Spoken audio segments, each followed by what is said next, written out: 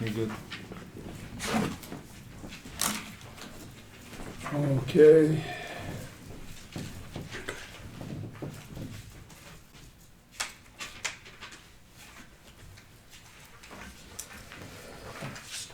Is there anybody that needs to get down the road really quick? We could take it first. No, Jerry. I got a lot of construction to go through. Yeah.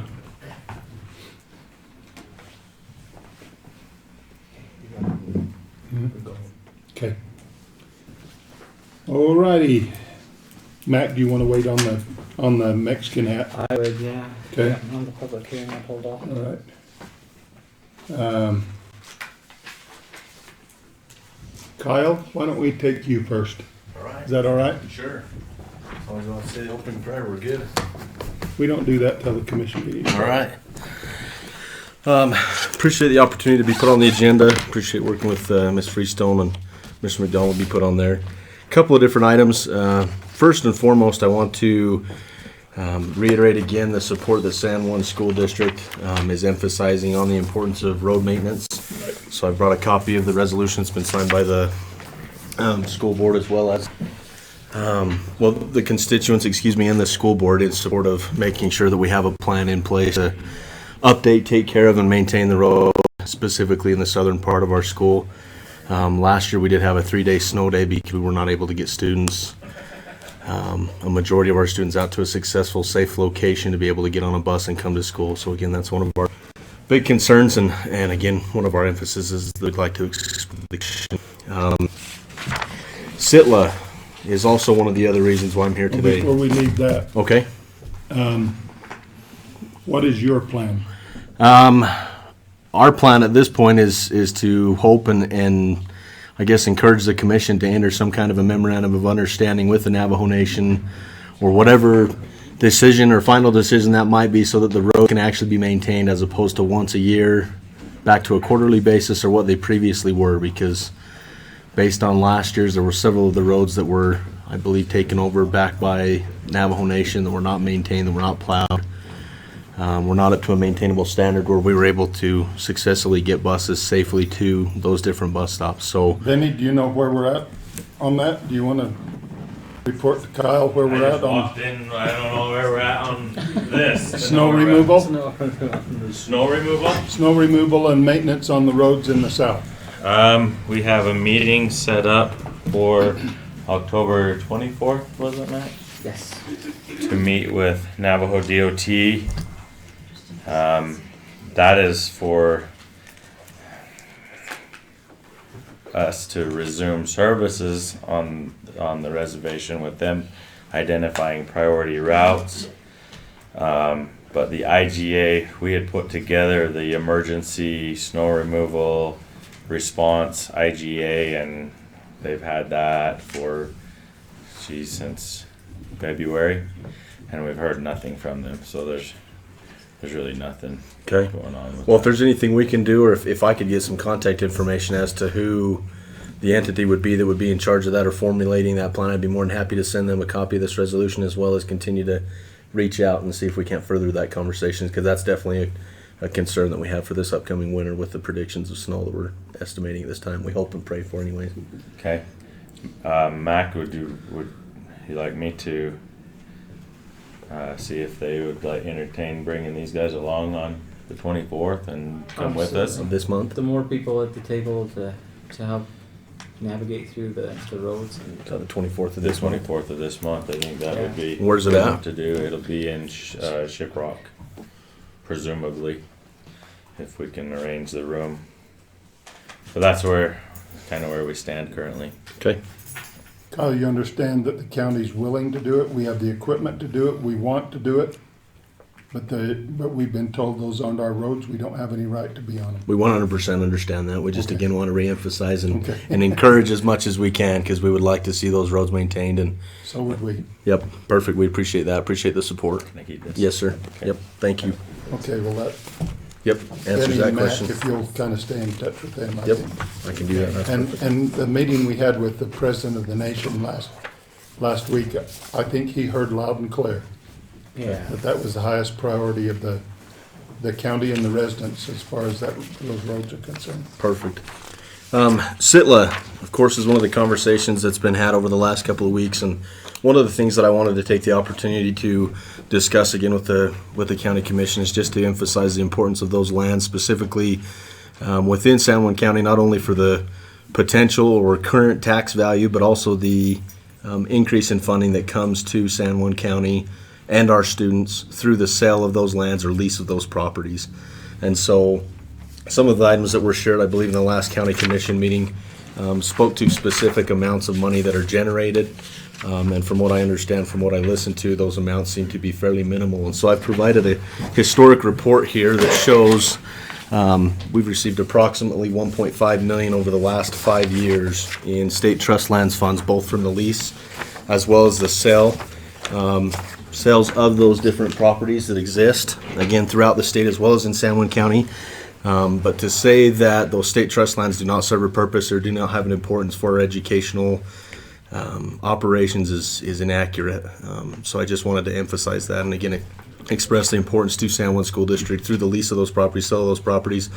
Not only do we gain the ongoing tax revenue, but we also have the benefit of that increased funding through the sale of those lands. You get a SITLA PILT payment? Yes, sir. And that's what was discussed in our last meeting, was the SITLA PILT payment to the county, which is different than the SITLA PILT payment For to the school district, correct, yep. Right? Yes. Again, the point of interest in that conversation, I believe, was the value of those lands or what we generate per acre for those lands. But He again, just telling me the Oh. live feed's going, okay. right? Yeah, we thought for a minute that the live feed was off, but it Okay. looks like it's running. All right. So again, just to express the importance of that, state trust lands do play an important part in the educational portion of what we do here for our students, and so So you're saying in a 5-year period, you received over $1 million? correct, 1.5 million approximately. 1.5. Yep. Okay. So it's a big deal for us. We definitely appreciate those different lands being accessible and then as well being available specifically here in San Juan County for that futuristic tax revenue portion. So also I've got one other piece of documentation that I'd like to share with the county commission, and this is a resolution which shows below it a list of all the different chapters here in Utah. This is a resolution that will be submitted to the state legislature. We've been working with Representative Lyman as well as other constituents, Senator Hinkins and other representatives in the state, to hopefully seek out the continual funding of House Bill 43. Over the last 3 years, we've received approximately $242,000 each year, which we've been able to use in accordance with our Q-tip plan, which has allowed us to be able to recruit and retain, Right. if you will, more experienced teachers or more veteran teachers that have more years teaching. And this has been beneficial on many facets, has allowed the school district to not only benefit from their extensive knowledge that they've gained either locally or through other school districts, but also their leadership tactics and their training that they've been able to pass on to other teachers that exist currently in San Juan School District. So So do you need us to sign one of these and give it back to you? if the commission is willing to support that, then we would love to have that passed or approved in union with San Juan School District, as well as the other chapters that we'll be visiting and seeking for their approval and their signature as well. And this will be a document that will be submitted to the legislature this year to hopefully seek out that funding Matt, can and you acquire that. do the follow-up on that? Get it on our commission agenda, and I'm sure Commissioner Maryboy and Commissioner Gray Eyes will be supportive of it. It's a great idea. If you'll let us know when that bill is coming up at the legislature, we'll try to attend and speak in behalf of it. Oh, that's great. We definitely will be in communication on that. Again, just express our appreciation to the commission in support of our students here in San Juan School Districts. We appreciate all that you do, the concern that you have, and again, just ask for your continued support and help with these different items. So, Okay, great report. Thank you. Kyle. Benny? I'm not following the agenda exactly, because we're kind of waiting for Commissioner Maryboy, so. Okay, I don't know if we wanted to discuss both items. The main one that's on here is I will be bringing back for the commission meeting a procurement request for a pickup mounted sander, a poly body. We have the sander plow truck that was used. It's been used as the kind of an emergency response where there's some ice on the road and it doesn't require us to fire up one of the 10-wheelers, the big trucks. We can just respond with this smaller pickup mounted sander. It can get into some of the tighter areas that the big trucks can't get into as well, parking lots and stuff. So we pulled it in to do some maintenance and it's rusted clear through. So that's why we're bringing forward a request to purchase a poly sander. It would have a lot less metal to rust out in the future. It was not included in the budget for this previous year, but with changes to the South District shop vehicle and not replacing the work bed, it left us some flexibility in there that we can make those line item adjustments without impacting negatively the bottom line budget numbers. This wasn't the sander we used at Monument Valley for a few years, was it? I'm not sure if it's that truck. I think that one's still there. Is it still there? Yeah, that one. We're kind of in limbo with what to do with that one because it's actually not a road department vehicle. It's economic development has that, and we've been going through a little bit of back and forth on what to do with that. I think this one came from Mexican Hat, if I'm not mistaken, and it won't be stationed Do we there. still try to provide sand and stuff down there at Monument Valley for that sander? We have, as of last year, Okay. the problem, and that's where we were going, well, how does this work? We didn't even know how it worked because it needed some maintenance, it needed some cutting edges and different things, and we weren't sure how that is provided and how that is maintained. Kind of our initial understanding was the county provided the truck, but all the maintenance was to be done by Gouldings because it's in their possession basically. And we don't know, we hadn't ever found any official agreement on that. Okay. I'll visit with you and Mac about it. The official agreement's in my head. Okay. Did we want to talk about the other now or just wait for commission? It wasn't on as a preliminary. Well, we can wait until the Okay. commission. All right, thank you.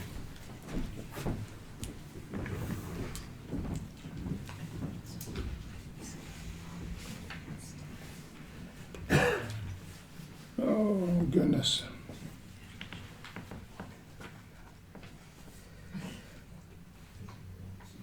What do you think, Mac? We can. Do Natalie?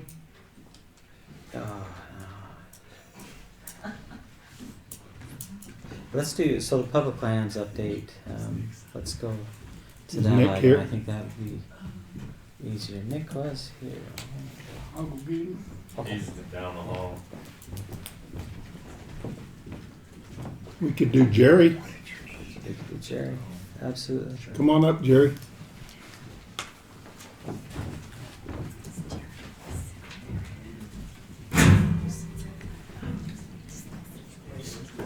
You still can't go over.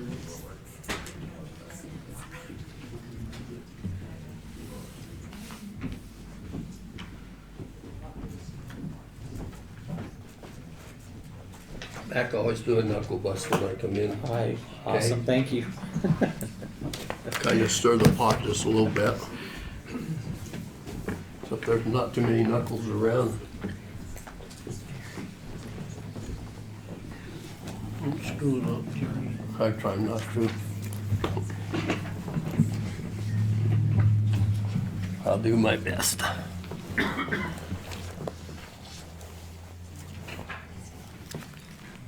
I'll start with construction wasn't too bad on the way up. Just getting started, so it's not too bad.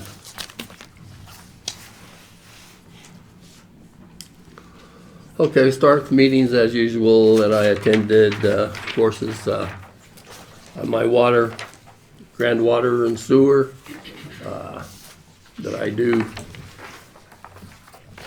for Grand County. And I give these little deals out. This will probably be one of the last ones we're getting ready to shut the water down. This is Ken's Lake, Mac. You probably don't know, I have to explain to you about Ken's Lake. This is right outside. Ken's Lake's a lake that's actually in San Juan County, but run by Grand County. And this is just a little chart on how the progress, and just kind of shows you actually what the water's doing. And your mountain, theoretically, which everybody knows we haven't got any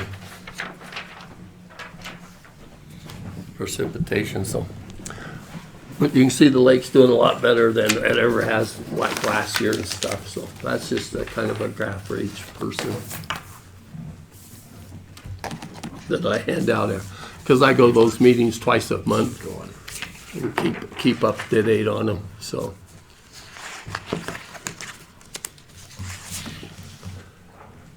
Okay, let's see. Okay, meeting attended. I attended an AOG meeting for Bruce and Price. That would be last month because I was out the meeting following. We did I was with Ben. We did a stake walkthrough on the sewer system with the state. Everything went well, I guess you could say.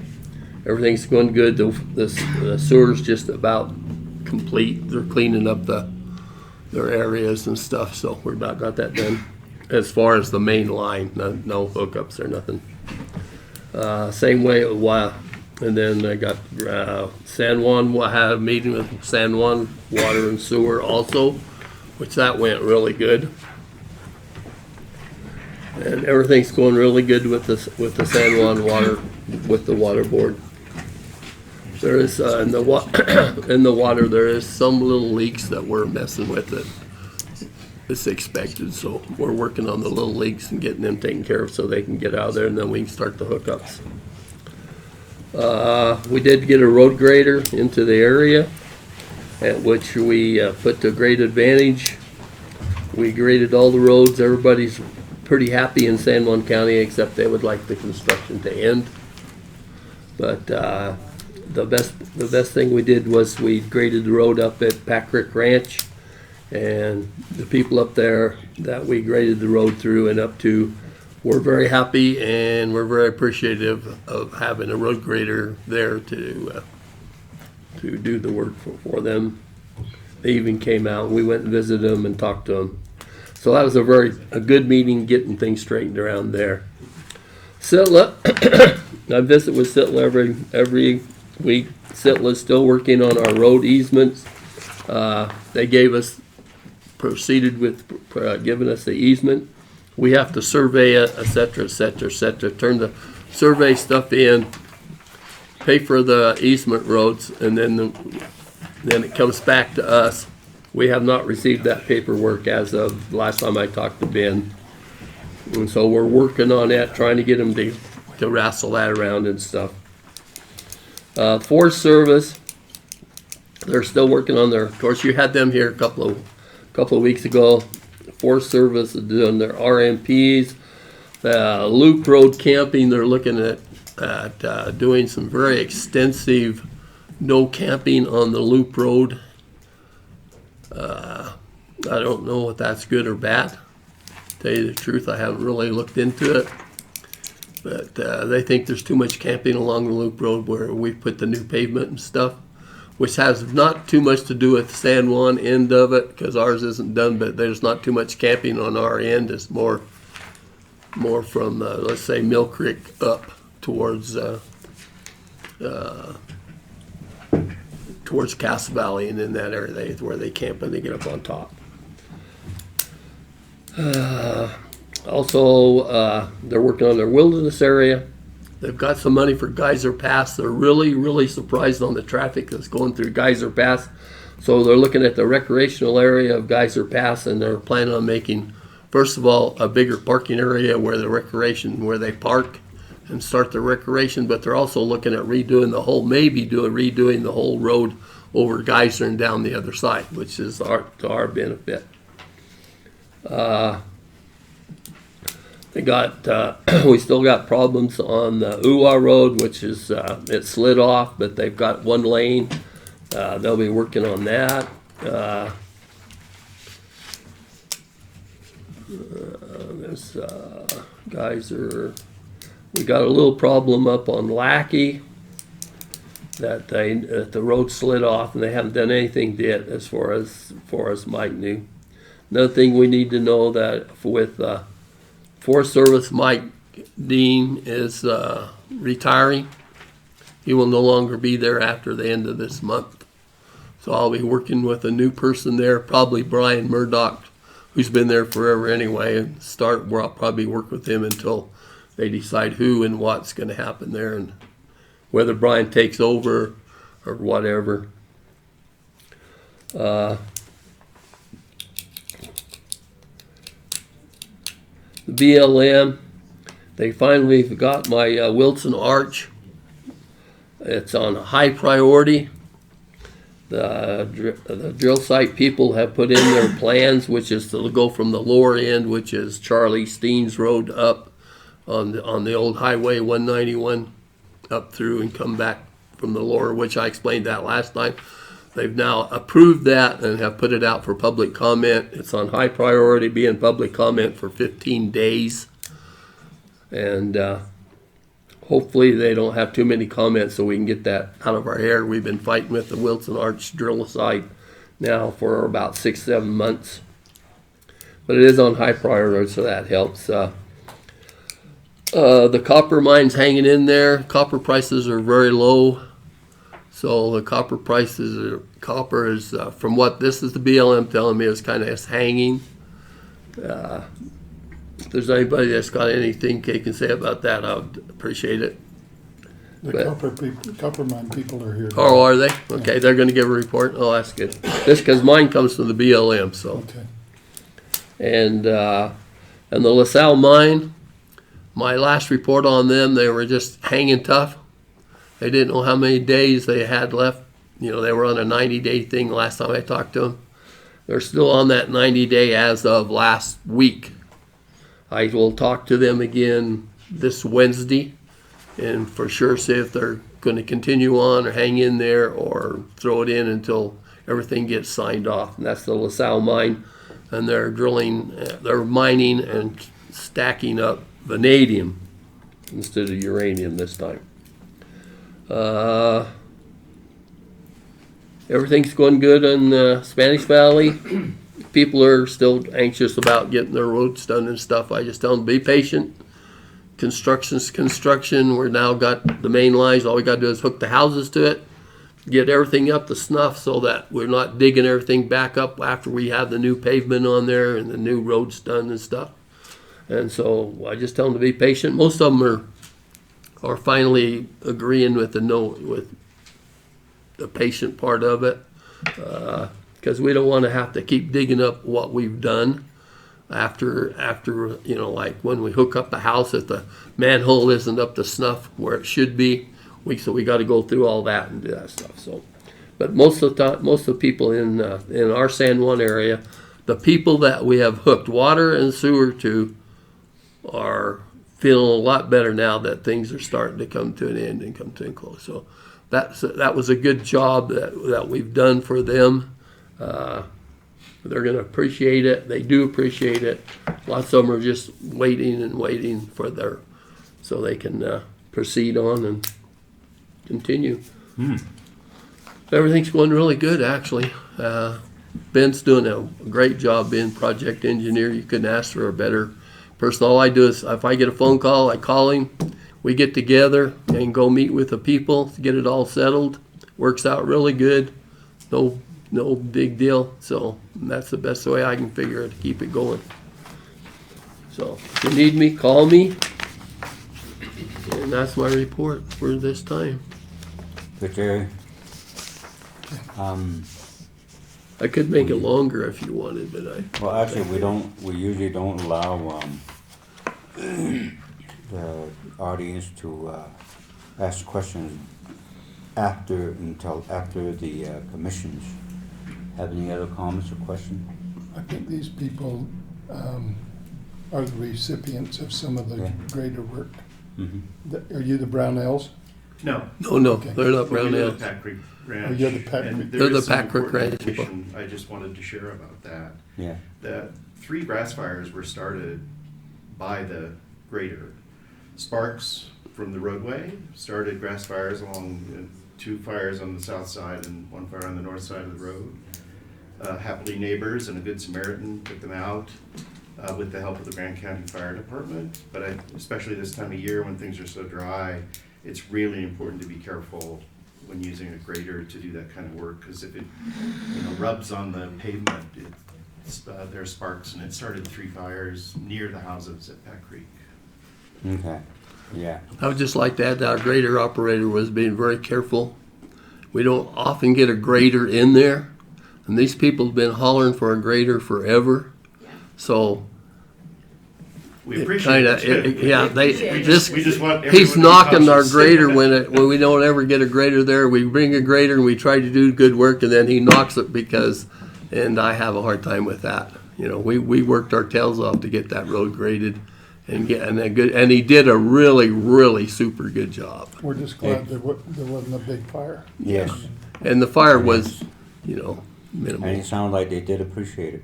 Yeah, yeah. And there was some people up there that did appreciate it, even though that did start a little fire.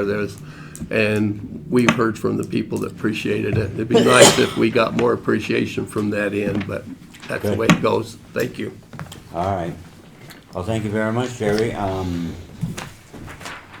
I guess we'll go back up to item 1 then, huh?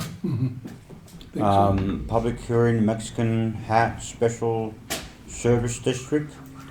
Mac, can you glide us into that? Yeah, this one, Do we need to go into public you would hearing? have to go into Yeah. public hearing to hear it. And Okay. the public hearing is to receive input from the public with respect to the issuance of the water revenue bonds for the Mexican Hat Special Service District and the potential economic impact and that improvement facility or property for which the bonds will pay all or part of the costs will have on the private sector. So last meeting, you had approved kind of their board, and so we have the board set now. This is the public hearing that follows that so that we can initiate the bonds and everything for that special service district. I'll make a Okay. motion, we go into Thank you. public hearing. With that, Commissioner Adams' motions to make a motion for public hearing, and I will second that. And all those in favor? Aye. Aye. We are now in a public hearing to hear of the Mexican Hat water system. Do we have anybody to make those comments?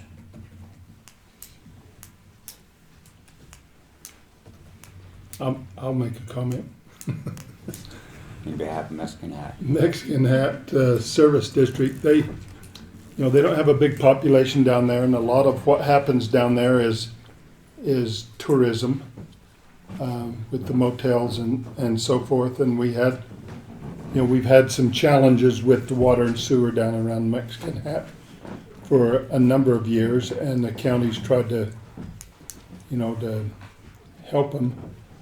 They got to the point where nobody down there would serve as the board, so the commission, by deferral, became the service board, and we initiated a process to improve their sewer. The sewer system had failed, and the pumps had failed, and we were able to get some help from the CIB to fix that, and the water system is, had some repairs also, and so basically we're just trying to have a bond sale so that we can issue the money we received from the CIB to make the repairs that we need. And I think it's a good project, and it's something that we benefit from because we are a producing county and able to draw on the CIB funds. The CIB's been very generous to Mexican Hat on this project, so I think it's a positive thing for the county and for Thanks. Mexican Hat. Mhm. Thank you, Bruce. At one time, maybe I might be off the subject matter, but the people on the other side of the river was in a dire need of some sort of a service on the water. And I guess they had an incident, a fire going on, and they had to use that same water, and it left them with no water for almost a month. So the storage system or the tank is very small or is not getting any water at all. I think that's one of the other matters that might go along with this. But anybody have any comment to Mexican Hat Water, Kendall, or anybody that's, or maybe Bluff might want to weigh in on this? I'll make a motion that we come out of public hearing. A motion's been made to come out of the public hearing. I will second that. All those in favor? Aye. Aye. Well, we're out of public hearing, and make it known that we did discuss the subject matter that impacts the Mexican Hat community, and then we will respond to their need as it was requested. So with that, I guess we'll move on down to economic development. Natalie. Morning. Good morning. Let's see. I just have these, and just a quick outline of everything. So Max just asked me to report on a few, well, really two of the events that have gone on recently and with our office. The first one was the Rural Economic Diversification Summit, and that's the first one on that bullet point.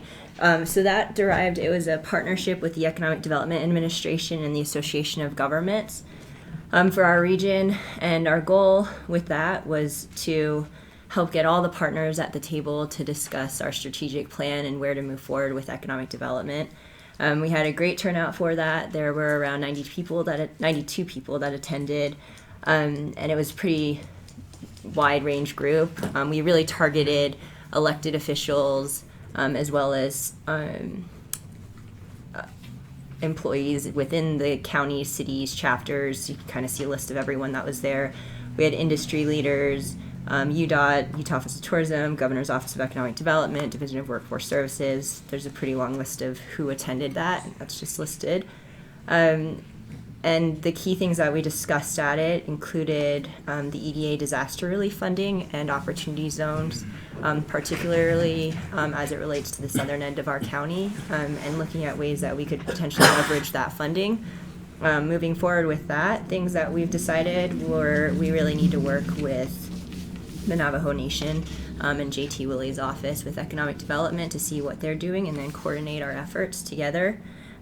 We also discussed rural economic development strategies. I think a lot of times we hear from larger cities like the Wasatch Front of how to do economic development, and it's quite a bit different in rural communities like in San Juan County. So we took a different turn there, and we invited groups over from Colorado, so rural Colorado groups, so Montrose, Durango, our neighbor like Cortez. So those two association of governments came over, and they spoke in regards to how they do rural economic development, the strategies they follow, and then how they've developed partnerships. They have the Ute tribe close to them, so how they've developed partnerships there, and then how they've also partnered together for regional infrastructure. And so those are things that we kind of discussed as a whole group, and then we broke the group out into 4 breakout sessions. So the second page of that shows the 4 breakout sessions we had. So it's infrastructure and community development, diversification of workforce and economy, business expansion and retention, and then destination development and placemaking. And then each of those breakouts were led by leaders in that specific field. So for example, infrastructure and community development, we invited Keith Heaton, who's the director of the state of Utah's community development program, to lead out that breakout session. And he brought down the state resources. He was able to speak to that. We'd briefed him on what was going on in San Juan County so he could speak knowledgeably about what projects were going on there. And then really our focus was then to get everyone to, in each breakout session, to highlight 3 areas of focus of how we can move forward. So this second page is a pretty rough document. We're still going through, we have hours of notes that we're going through right now and just trying to shift through them and create and implement into our economic development strategic plan.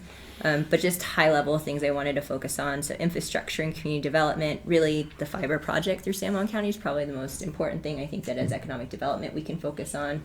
We've been working with Utah Education and Telehealth Network, the school district, the schools, the community leaders. So that's something that we've already started working on and we can continue to work on.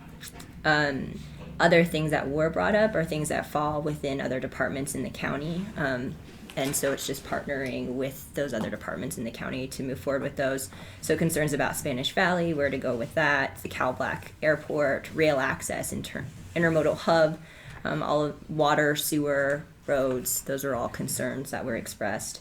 Diversification of the workforce and economy, really the 3 areas that we found focused were communication between industry leaders and then the school system. So where we've taken that is working with USU and then also with the San Juan School District to say how can we better educate our students and then how can we retain them into the existing workforce in San Juan County. What we've seen in our studies is that our population curve looks like, I can't really it gets narrow between the ages of 25 and 50, and that's your key working class time. So everyone is here when they're younger, and then they are leaving when they should be working in the area, and then they're coming back when they're retiring. So how do we retain that 25 to 50 age range and get people to come back to San Juan County to live here?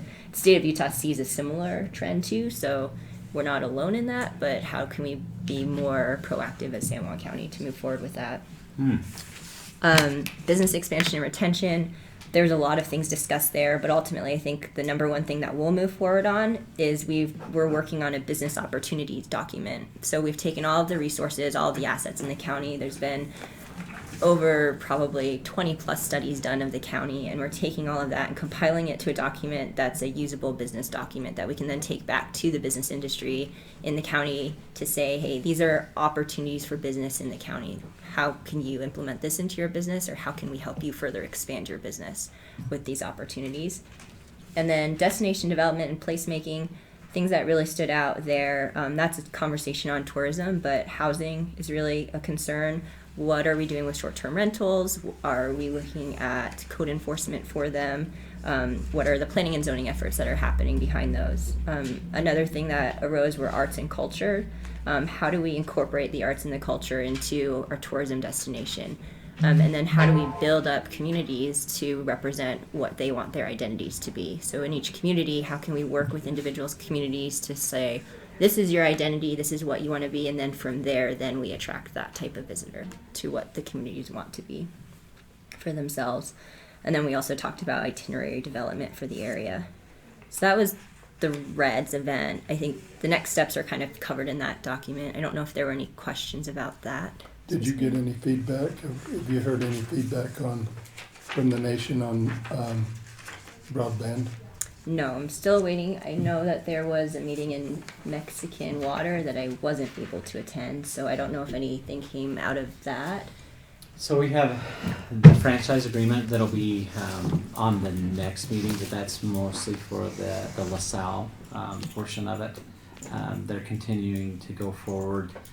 The last I had known on the broadband going further south was in with the Navajo Nation. We haven't heard back on where they're at on that. And then what the issue was with the right-of-ways, granting access to those right-of-ways further south. And so my understanding was that President Nez has that document on his desk. Whether or not they've signed it, I haven't heard anything since then. So, Well, he was more than aware that the end of the year is the drop dead yeah. deadline on getting the $10 million grant from the legislature and the federal government. So Yeah, I'll follow up with his staff again and see where that document's at. So hopefully we can move forward. I haven't heard anything back from the Emory Group or anybody else on that Utah Education Network either. And so we'll follow up just to make sure, because that is critical to move that further along south. And I think that's the thing to remember is there's 2 phases, right? So phase 1 is what's just getting us through from Blanding through White Mesa to Montezuma Creek into Bluff. And so that's currently the right-of-way document that Mac's referring to. That's what's sitting on President Nez's desk right now that needs a signature. As far as phase 2, and that's where we're facing a deadline. Phase 2, typically you have a year until after it's awarded. So it was awarded by the FAA in August of this year, and so UETN will automatically ask for an extension of another year just because they know it won't get completed in a year for phase 2. So we'll have at least 2 years out for phase 2, but we haven't even started right-of-way conversations there at this point for the phase 2. And phase 2 goes from Bluff down to Navajo Mountain eventually. Good. The second piece that I was just going to do a brief update about was the Utah Tourism Industry Association did a legislative tour through part of San Juan County. It was really led out by a few industry groups. So the Utah Tourism Industry Association, CenturyLink, Utah's Manufacturing Association, Utah Food Association, Utah Petroleum Association, Energy Solutions, Utah Mining Association, and Merit Medical. And then Utah State University, our local Eastern campus, helped a ton with transit and then also providing a historian on the region. And so we had about 9 legislatures. I listed the ones that attended. Key ones are the ones that are our representatives. So Senator Hinkins and then Representative Lyman were in attendance. And there were a lot of affiliate groups that attended as well. And ultimately what we did with them is we just took them on a public lands tour. A lot of Utah state legislatures haven't visited a lot of the areas in rural Utah. And so this was just an opportunity that the Utah Tourism Industry Association is doing across the state to familiarize legislatures with the various regions in Utah. And so they started in Bluff. They went through, one group went down the San Juan River. They met with the BLM that day. Another one group did a land tour where they went through Gooseneck State Park, met with the state parks director, went to Glen Canyon National Recreation Area, met with Billy Schott, the superintendent of the National Recreation Area. Again, like he didn't just speak about Muley Point where they stopped. He spoke about Rainbow Bridge and all of the efforts that are going on throughout Glen Canyon National Recreation Area. They met with the BLM, they met with Natural Bridges National Monument staff, and then Edge of the Cedar State Park is where they then ended again. So it was just a really high-level tour. It by no means was an in-depth tour of San Juan County, but it was just a way to familiarize legislatures with the size of the county as well, and the amount of public land that's in the area. We're so often saying up at the Capitol, this is how big San Juan County is, this is the amount of public lands we have compared to private lands, this is the relationships that we have with the Navajo Nation, and all those comparisons. And a lot of times I think it's hard for them to understand that just by hearing that. So by actually coming down in person and experiencing that for themselves, out of the 9 legislators that came, I think 7 of them hadn't even been down to this area and were blown away by just that small day tour that they went on. So hopefully we can have more opportunities like that into the future. It doesn't always have to be through the Utah Tourism Industry Association. I think that as a commission, we can organize those outside of the industry association to show the message and share the message that San Juan County wants shared. So that's another opportunity that exists. And then the last one I just wanted to touch really briefly on was the Congressman Curtis's visit.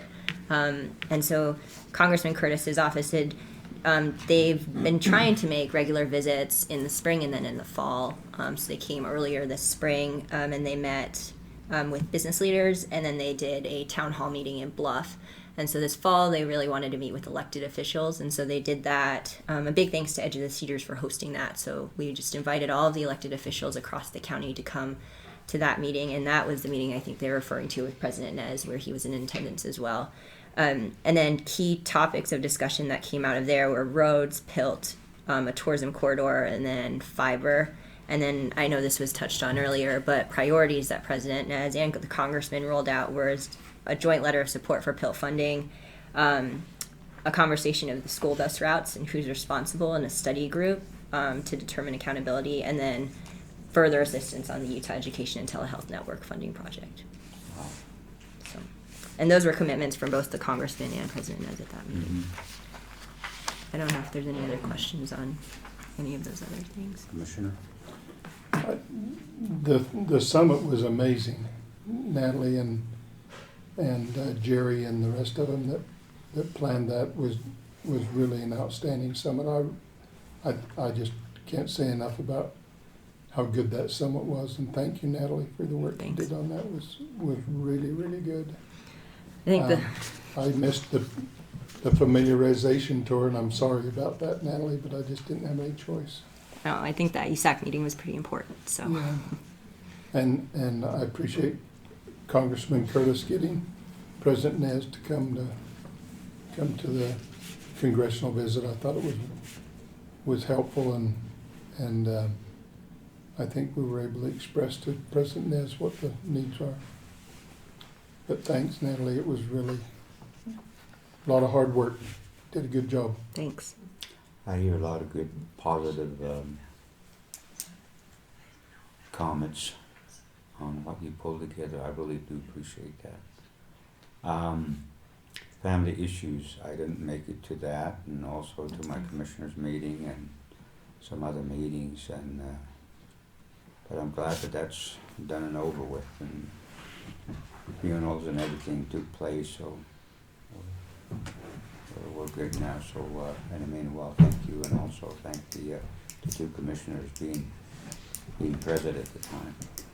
I appreciate that. I think the help that our office could use moving forward from this Reds event is, I mean, we had a great attendance across the county, but I don't think we had everyone we needed at the table. And so utilizing the commission to help us get the message out to the rest of the communities, to make sure that they are invited and engaged as we move forward on our strategic planning, I think would be great help for us. With leverage. Good Thanks. job. Okay, item number 5. Jarrett, is that what it is? Greg. Oh, Greg, okay, Yeah. Greg Adams, way at the end. Yep. Jared's Come on not, up, Jared's sir. the property owner. Okay, Just basically what happened here is Jared bought this property in September. It was a house that had caught on fire. The owner actually died in the fire, and this was Mr. Kinsley, and because of all of the thing, this was in 2017, and things had just sat there. They missed 1 year of taxes, paying the taxes on it, and then Mr. Jared Croft, I assume I'm pronouncing that correctly, bought the property, did not go through a title company, and you have a letter in your packet that says, hey, I wasn't too happy about paying the 2018 taxes, but he did, and he's requesting that we remove the value of the home from the property. He's going to raise it and start over. And I just want you to know I'm okay with that, and I'll present that at the regular meeting here. We'll need to go into Board of Equalization and say, because of the timeline, he missed the Board of Equalization, so we have to come back to here. And he's just requesting that we remove the value of that house because it's in very poor condition, and he's going to tear it down and start over. And so that's what's going to happen with that one. Any questions? any comment, Bruce? Yeah, I've read the letter and understand the situation, and I think that's the right thing to do. And there's in the law, there's some verbiage that pertains to fires of houses Right. and removing the value. So we're not doing anything that shouldn't be done. And the next one's also Lisbon Valley Mining. Mr. York's here, and I'm going to let him present. There's some notes in your packet too about that, but Okay. I'm gonna let our chairman speak and I'll. okay, all right. You can both come up and, Yeah, Okay. all three of you can be up. Okay. Got the whole crew. Just don't speak fast Navajo language. Well, we'll comply with that. Thanks for the introduction. My name's George Shaw. I'm the chairman of the business. I operate the business with a team of managers, of which Clint York is one, controller of the business. We've got a proposal, but I thought I'd take a few minutes to just give you an overview of our situation since I haven't presented to the commission before, if you have a couple minutes for that. Yeah, I'll allow that. Okay. Just to give you context for why we're here, we're a copper mine. We produce only copper, no other byproducts, so we're totally dependent on the price of copper in order to make money for the business. The copper market itself went through a downturn along with a number of other commodities fundamentally driven, so supply and demand driven from 2015 through 2018. As a participant in that market, what was before us was to get through that downturn. And to give people just a frame of reference, $3 copper is what allows us to be a pretty effective going concern. And in that downturn, we saw $1.98 copper. So these are pretty big swings. What's before us now is the market has returned in terms of fundamental supply and demand that would support a $3 or higher copper price. In the course of this past year, the trade dispute has affected copper prices yet again. It's created quite a bit of uncertainty in that China consumes half the world's metals, including copper. So we've gone through a 3-year downturn in copper, returned to $3 plus over the course of last year, and then has declined again due to the ongoing trade dispute.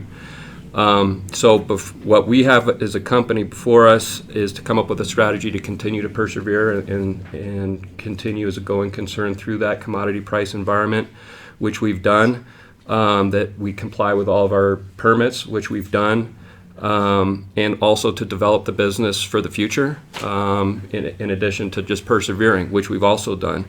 We've, over the course of the past 3 to 4 years, developed an additional 5 to 6 years on our mine life that would bring it to 12 plus years. And additionally, we've developed a strategy for in situ leaching, which will open a much larger resource of the copper that exists for extraction there with far less disturbance. We are in consultation for the past several years with our state and federal regulatory partners who are supportive of our efforts to develop the business. And we're, within the next 30 to 60 days, we'll be submitting permit applications for those activities. So we've got an exciting future for the business, we think, but it is a question of persevering a bit longer. And over the course of this period of time, our employees have shared the burden of getting the company through. Our vendors, of which we have 175, many of which are based in Utah, have helped the business through. Our financial constituents in terms of debt holders and equity holders. Debt holders have waived amortization. In one instance, one of our lenders has waived interest as well. Our equity holders have funded the business, as have the debt holders. So this is not a situation where we're looking to the government exclusively for help. Everyone is contributing to what's been a very, very challenging 4+ years, and it's more to follow because we can't tell when this trade dispute may end. Which brings us to, and importantly, all those activities help us maintain access to the capital market, which is critical. As part of this, which brings us to why we're here today, San Juan County is absolutely one of our key constituents, and our current situation with the county is we owe approximately $1.4 million in arrears, of which $248,000 is fees and interest. 1.166 million is actual payments that are due. This is due over the period 2015 through 2018. We have had the ability to not pay on time contractually, but we've reached the point where that is no longer possible, which is why we're here before you. And we've made a request that would, in concert with what I just went through in terms of all of our company's constituents, trying to contribute to an ongoing successful outcome for the business and going concern value, is a proposal for the following. to make our 2018 payment of $282,000 in December of this year. Reduce or waive fees and interest of $248,000 for your consideration.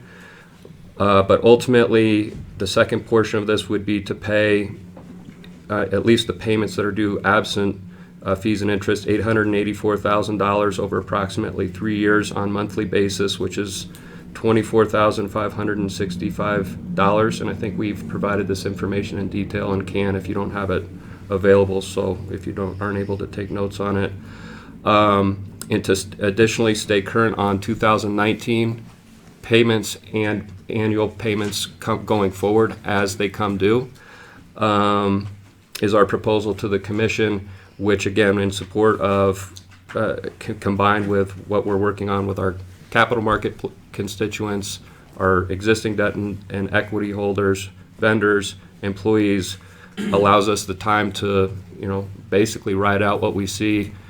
I wish I was smart enough, but I see this trade dispute potentially lasting well into next year, hopefully not, and support the American government and doing what's best for our country. But we've got this copper price to contend with, and importantly, continue going concern value.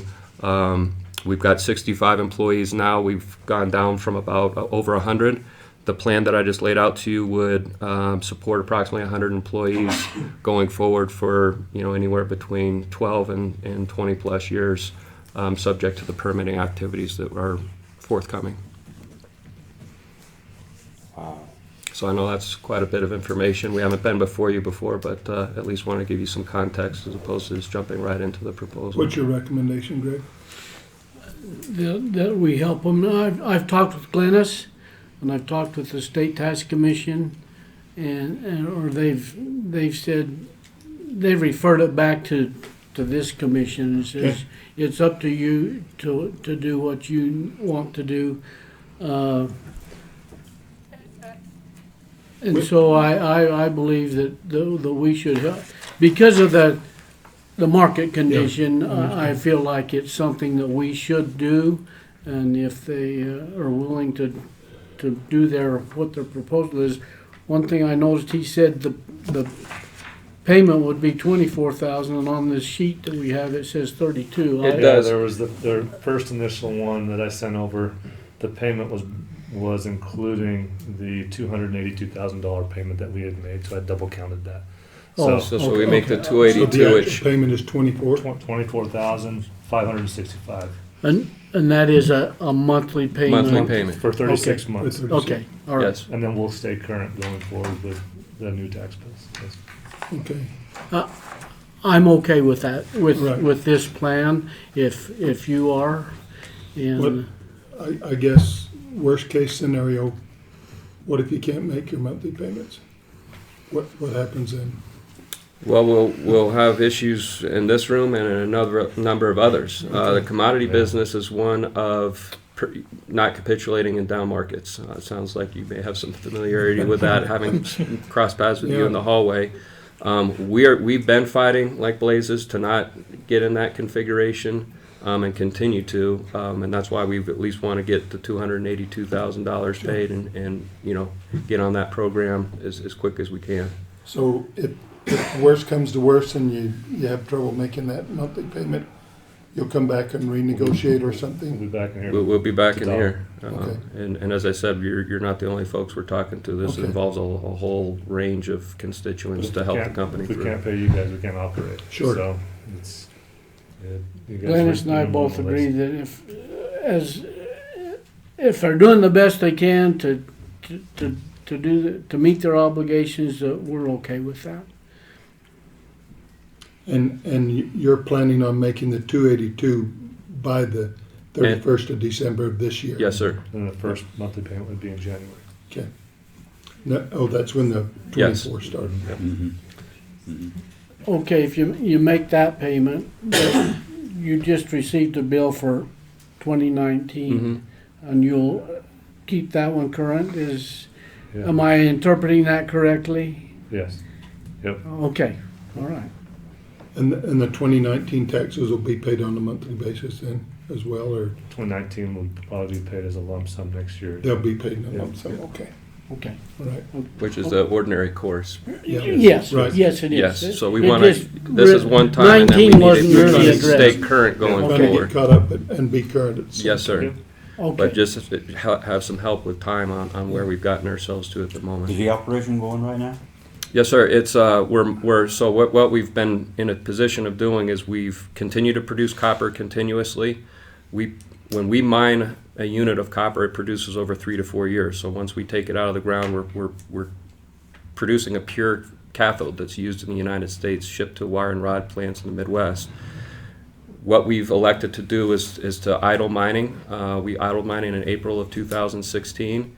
When the market rebounded after the fundamentals of the market return, and we saw $3 copper that wasn't for a week, it stayed for 3, 4, 5 months. We made the election to start mining again. But when the trade dispute took hold and the markets went back down, we've idled mining again. So right now we're continuing to produce, continuing to comply with all of our permits, and as part of what we're working on here is this discussion, which would help facilitate, is to potentially restart mining in first quarter of 2019 in a gradual manner. We'll build up slowly, but our expectation is, fundamentals in most markets take hold eventually. At some point in time, there'll be resolution to a trade dispute. And we want to be, have positive momentum going into that scenario. So we're fully staffed, operating 24/7, and tentatively have a expectation of not only continuing to mine or to continue to produce, but to begin mining again for the second time in first quarter of 2019. Good. Best we can. I mean, all this is judgment around being financially prudent. So we always look at the market and make sure we're making the best decisions we So can. all come to worst, if you can't make payment, then you're coming back over here to renegotiate. Yes, sir. Which is Otherwise- not our goal, but Otherwise, we'll send Kendall out there with a pickup truck and pick up all the raw Okay. material back. yeah. All right, well, That's thank you not- guys. Okay. This is on our agenda for Yeah, I saw that. we'll make an official action on it in the commission meeting. Right. Do we need to be here for that? Would you prefer we were here? No, it's okay, I think we're. You've got we're enough? the issue. Okay, I just wanted to, if Yeah, these gentlemen we're need to available. go. This is- We're here, so I mean, we have no problem. We'll stick sticking around. That's Yeah. no Okay, problem. That's no all right, problem. I That's just definitely wanted close to that here. We'll take clarified. them to lunch or something. Yeah, no, we'll stay around. That's important. I want to make sure. Okay, Thanks. Any other questions? We understand No, your struggles and some of us feel your pain. Okay. Some Thank of you. us that are in the commodity markets. thank you. Thank you.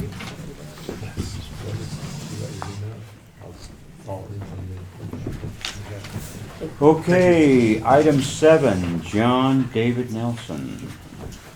Briefing on potential property tax increase.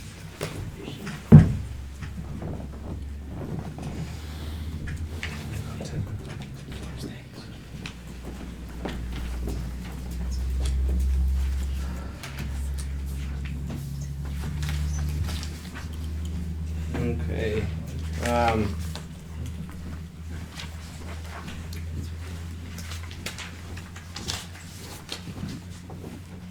We kind of talked about this the last meeting.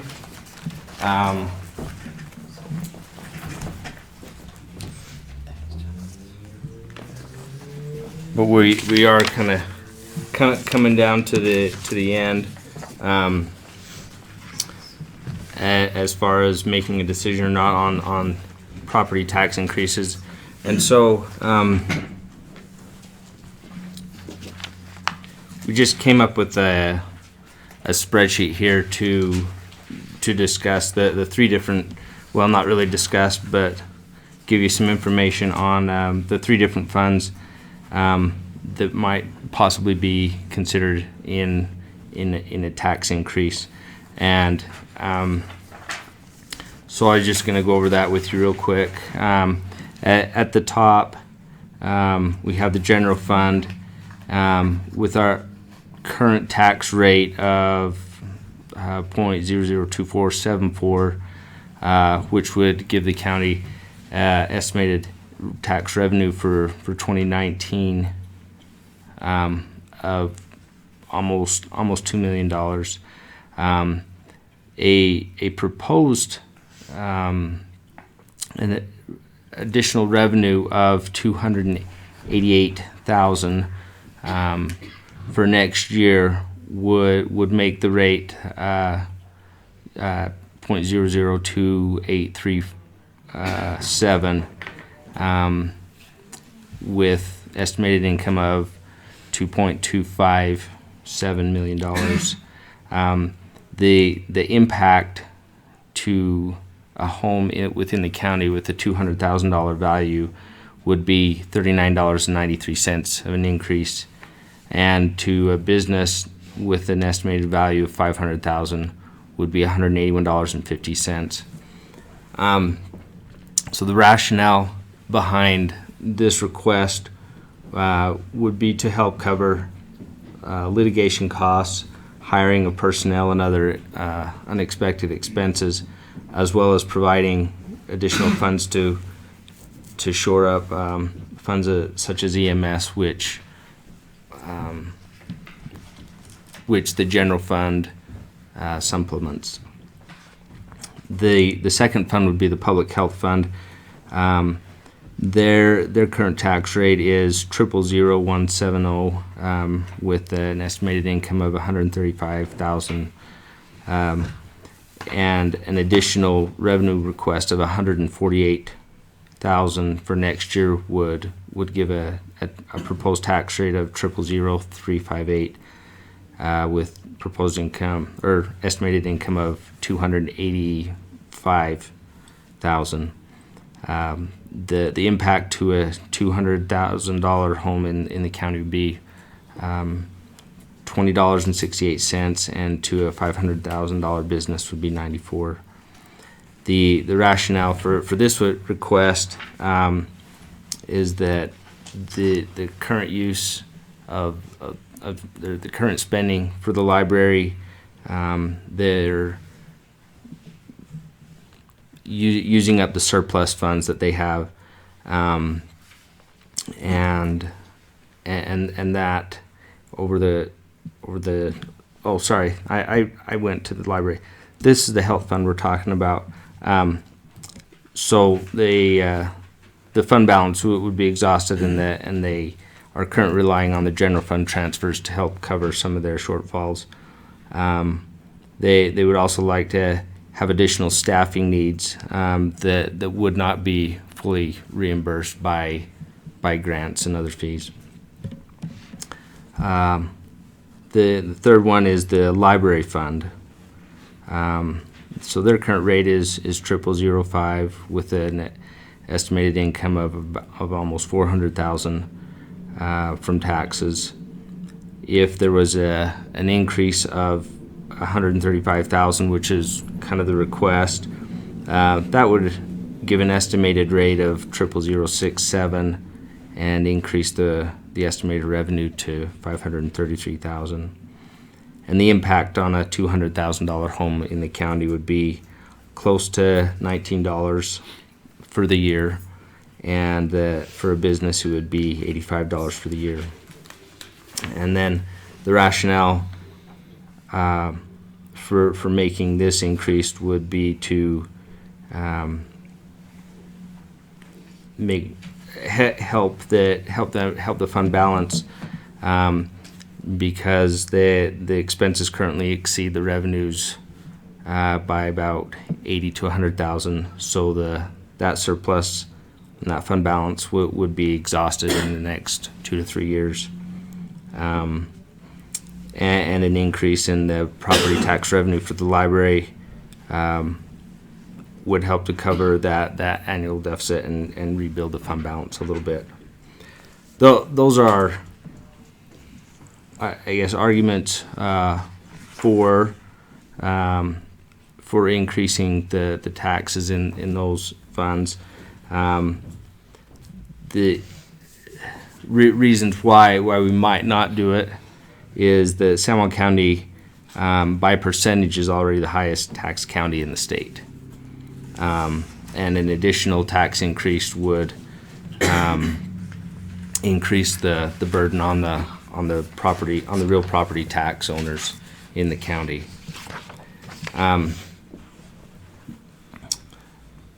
So that's kind of the information. I also, there's also a graph that John put together kind of showing the general fund balance. I didn't go over that earlier. But that, it shows the general fund balance at the end of September for the last 10 years, and you can see how we're down and then went up from 12 to 14, 15, and then it has really taken a hit and down to under $1 million at the end of September this year.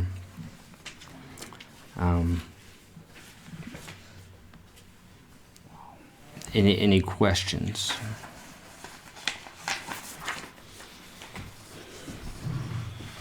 Bruce? I was gonna say, you also in the last meeting asked for a kind of a spreadsheet that they presented a spreadsheet that kind of had the countywide tax increase as a whole, and so there's some other spreadsheets in there, just with some figures for just kind of broken down by the three funds, the library, the health fund, and the general fund, just as a information. Couple of things. It's my understanding, Mac, that there's an ability for the county to assess a fund specifically for EMS. And I know that EMS writes off couple $100,000 a year, or if not more, on money that they're not able to collect. Correct. I also gave you a proposal on collecting some of those debts through NACO. I don't know if you've had a chance to contact them or look at that. Absolutely. I have. Okay. I reached out to NACO on that type of program, and what it is they will go out and seek those funds from people that have used the services and still owe us money on it. And what they do is they go out and they actually attach the lien to their state income tax, and so it comes right off the top. So as people submit their tax returns, state income tax, they'll provide us that money back through that system, and then through this process, they'll take a percentage of that. In other states, it's already a process that's up and going. Here in Utah, it's something that they're beginning to get the legwork and the foundations for the program to exist. And so they're continuing to work with the state of Utah on their agreements so they can set this system up, especially on the tax side of it. And that will help recoup some of those costs, especially locally. The difficulty you're still going to have is those international people that are here as tourists, get in an accident or something, need the medical attention, and ride in our ambulances to the hospitals. That one will still be difficult to collect. But it's something that we're also exploring with NACO just to see what the opportunities are. We met with the kind of the rural EMS providers throughout the southern Utah, here with several of our state legislative representatives, and they heard from all rural entities this difficulty that we're faced with now. A couple of them are working on current bills right now to increase TRT funds that help offset some of these costs. See what we can do on those to recoup more funding, find other funding sources as well. When the state put the fund together, my understanding is the rural initiative, which is a a percentage of taxes that's collected that goes to the EMS system. It also included areas up and along the Wasatch Front. It really isn't rural, but they're also taking a portion of that tax out. So, for example, Park City was one of them that was highlighted. Well, you know, Park City is a little bit different than San Juan County and some of these other rural counties, and so they're taking a harder look at that bill, and hopefully they will propose some changes to that so they modify that tax that's also collected for that EMS service. So hopefully that gives you a little bit more information. Well, I just know the general fund increase, one of the reasons for it was to help fund the EMS, and I'm just, you know, I'm looking for what the possibilities are. I know if we go to the taxpayers and propose these 3 fund tax increases, that'll be $79.31 per household, Yeah, and $360 for the businesses, correct. which is a pretty heavy lift, I think, It is. for Absolutely. both our residential and our business communities. I can only imagine what the public hearing will be like It'll be messy. when we make this proposal. Yeah, it'll be that. Let me give you some other additional information that was provided to me, and albeit I haven't had a big opportunity to go through individual department budgets, but this year, as we look at our budget expenditures through September and looking at our overall budget, you're looking at several increases outside of their normal spend. So we've got the administrative budget, it's already at 113%, so they're 13% over. You got the elections that's right, bordering on 100% of their budget. Emergency 911, they're at 139% of their budget already. The interagency recreation, they're at 235%. County fairs at 104%. Monticello Airport, they're 283%. Cal Black Airport, they're riding at 103%. That's when you're exceeding your budgets on those. Obviously, we'll look, to see if there's opportunities within the departments themselves so that we can cut. But from what I understand, they're already pretty lean in their budgets. They've been working and trying to cut where they can cut, but you can see several of those that are already over those amounts. It makes it pretty difficult when you look at staffing levels. You've got multiple staff that are wearing multiple hats, as I've expressed before, and it just makes it pretty hard to be as efficient when you have people wearing 2 or 3 hats. It's pretty hard to be efficient in one thing when you're tasked out in multiple different things, and especially when it comes to, you take like the health department, where there's opportunities for those federal funds, state funds, and so we want to make sure that we have those. The library, as they're dipping into their fund balance and projected to go further in the hole in that fund balance, you can see that there's definitely a need for that, but it'll definitely be a challenge. What's before you now is, as you push this out there, if it's something that you, as the commission, approve of, we do have to take it through the public to see if they're willing to increase or allow us to increase these taxes as well. And so it's something that we will have to consider. We'll have to explain the similar reasons why we're asking for this tax increase, and then finalize that amount. This is kind of where what staff has recommended so far. I guess one of the things that, we go through the budget process in November and each department submits their budget. I'm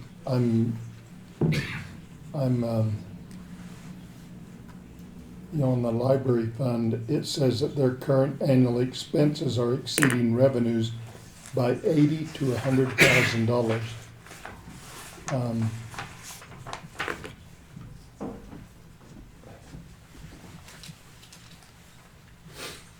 And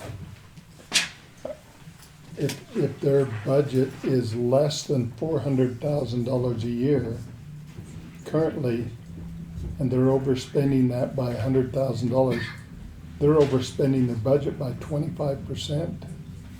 And the general fund's making up for those. Yeah.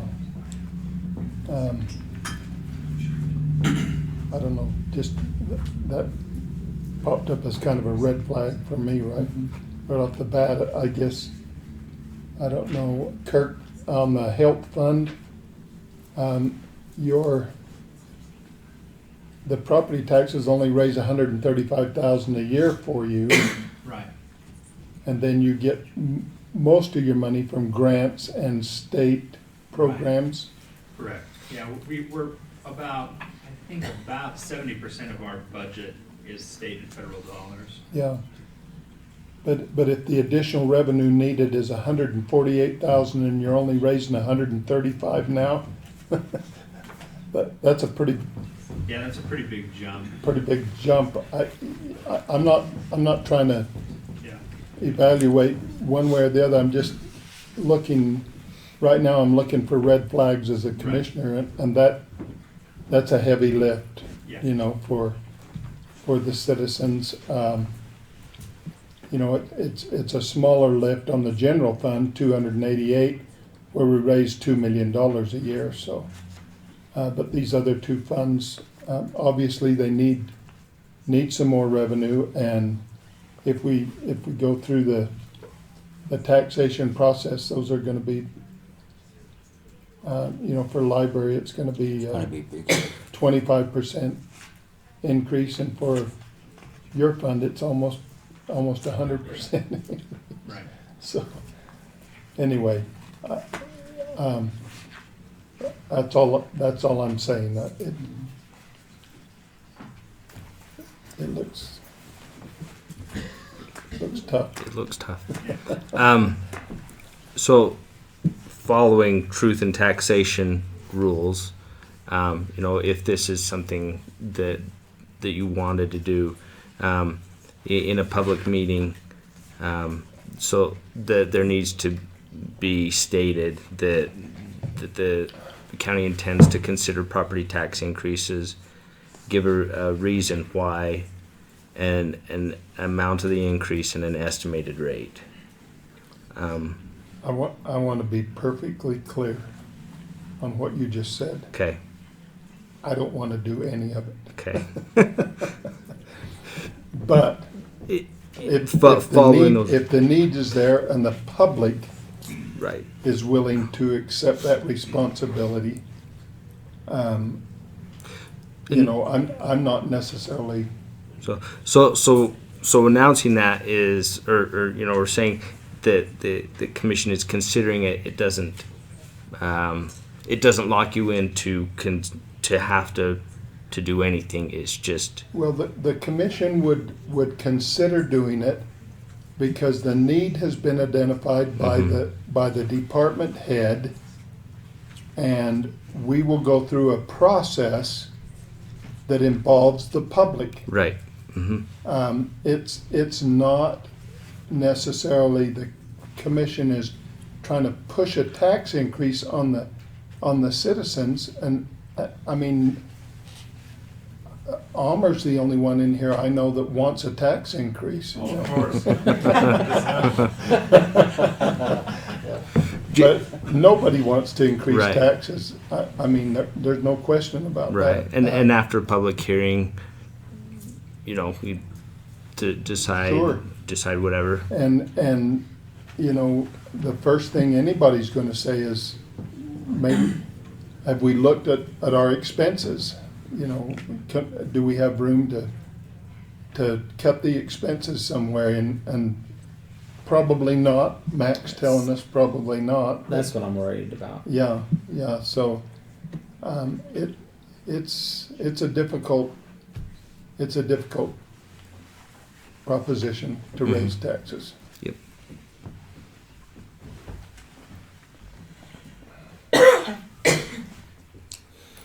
Good. I'm willing to move forward with the process and hear from the public, I guess is what I'm saying. Okay. I'm not willing to move forward with the process because I want to raise taxes. I'm willing to move forward with the process to identify to the public what the need is in the departments and see if that's something that the public thinks is a valid consideration and something that they would like to speak to. Okay. That's all I'm saying. Okay. Not necessarily trying to kill a proposal. I'm not trying to support the proposal. I'm just saying I'm willing to go through the process because the needs have been identified by the department heads. Okay. That will be the protocol. Okay. I guess we'll bring that proposal back during the commission meeting then.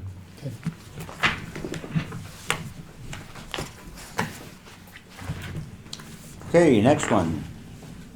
Item 8. Mac? Okay, we have a request here. This is from At Your Leisure. The program is At Your Leisure State Parks 360 Trail Mapping Project. This is one of those projects that you like to see come to the county. In partnership with the Department of Natural Resources, At Your Leisure has gone through and they've identified existing OHV trails that are already on publicly accessible land. These trails are 50-inch trails, unrestricted trails, or single track trails. And what the proposal is from them is they go through and with a 360-degree camera, so they have 4 cameras that are mounted on the ATV rider, and they go through these trails and film the trails as they're going through. So they're capturing all of the video, and they'll provide us with this video, but it also has the geo-referencing on there, and so they'll go ahead and capture trail heads, trail markers, signage that's out there, major intersections. If there's areas that are difficult to navigate on these trails, then they'll highlight those areas. But in turn, what the public gets from this is opportunities where they can view the trail before they actually go out on these trailheads and determine the level of difficulty and just to see what's out there and then come and navigate the trails themselves. Reason I like this is one, when you consider the public coming down here, especially state of Utah residents that may not be familiar with the area, these videos will actually give them a kind of a little waypointing. So as they come and they go on to the trails here in the county, they'll be able to experience the trailheads beforehand. They'll know what they're getting into. So as far as emergency response personnel, people will know which trails they'll be able to navigate through before, and so hopefully this will cut down on the amount of search and rescue that we have to do. It's also a great way to promote San Juan County, which is something very favorable that I like. But also it takes their efforts here is to not only help disperse the off-road vehicle navigation on our trails, helping take from those high populated areas and push them out into some of these lesser known trails. And so it'll hopefully, what I'm hoping for is you'll see less of an impact on those popular roads But by spreading it out further, hopefully it'll help mitigate some of those impact issues that you typically see. I also like the fact that it's kind of a campaign of awareness, what to do, how to treat our trails, making sure that they're staying on the trails themselves, not taking their OHVs off road. So there's a promotion there of how to be good stewards to the land as well. The cost on here is $3,500 a trail, and so it's a grant that's already awarded from the Department of Natural Resources. All we have to do is kind of agree to it. They've selected 2 trails already. They'll be mapping the Bridger Jack Mesa Trail. These are trails that I haven't been on yet, but I look forward to. I'll be able to watch it on video if we approve this. And then it'll also be the Hook and Ladder Trail as well. So those 2 trails. They'd also mentioned that there's possibility of a 3rd trail, commissioners, if there's a specific trail that you'd like to encourage, north or south here in San Juan County. We can let them know kind of which trail we'd like to see, but it does have to be one of those trails that's already an OHV trail that's been highlighted. And so what they're looking for is $3,500 per trail to do this, and it's really a pass-through. The state of Utah Division of Parks and Recreation have already approved the funds. All we have to do is sign it. What we do is we'll get a video back in return, so it's no funds out of our pocket. It's just letting them do this. So any questions? Okay. At your leisure and county seat are 2 programs that I think San Juan County benefits extremely from. This program, which is a grant program, just asking the county to make the request, makes all the sense in the world. I don't know, I can't see a downside for why we wouldn't request the grant money from state parks. I also think, Matt, that we ought to contact our OHV rider group in San Juan County and ask them to make a recommendation on a 3rd trail that they would like to propose for this program. If funds are available, we ought to get all of the grant money we can to identify those OHV trails in the county that are possible. But I think you could either contact John Falmouth or John would have a contact with the OHV group. Okay. That they could make a recommendation for a 3rd trail if we wanted to. So, Okay. Absolutely. Yeah, I think it's a great opportunity for the county to get some OHV trails identified, and I fully support At Your Leisure and County Seat and what Chad Booth does. Those programs are aired on our TV on Saturday night and Sunday morning, so I think they've been a real good thing. So, Commissioner, I'd recommend that we, when the time comes, we go ahead and sign the agreement and get it done. Well, thank you, Commissioner Adams and Mac. You got directives of what needs to happen, and also look for other streaming that will be able to do this. And also, at some point in time, we need to let the public know what we're doing and what we're going to do, and maybe at least have a bit of comment from them. From there, let's pursue with what needs to happen. Okay. Next item would be number 9. Nick Sandberg. You got 3 items sitting here. Is Nick here? Oh, there he is.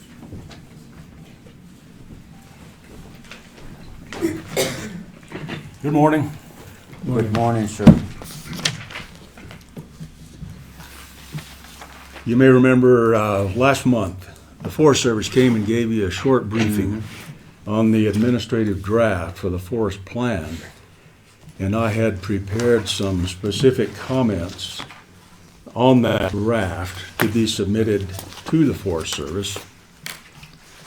And I take it that this is an opportunity to discuss any of those comments you may that you may have questions on.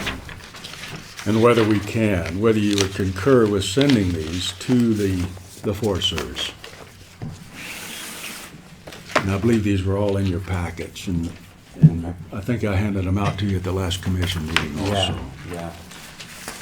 Do you have any concerns or anything specific you want to discuss on those? Not really, but I know that Willie had some concerns. And I think those are the ones that needs to be addressed when he's here.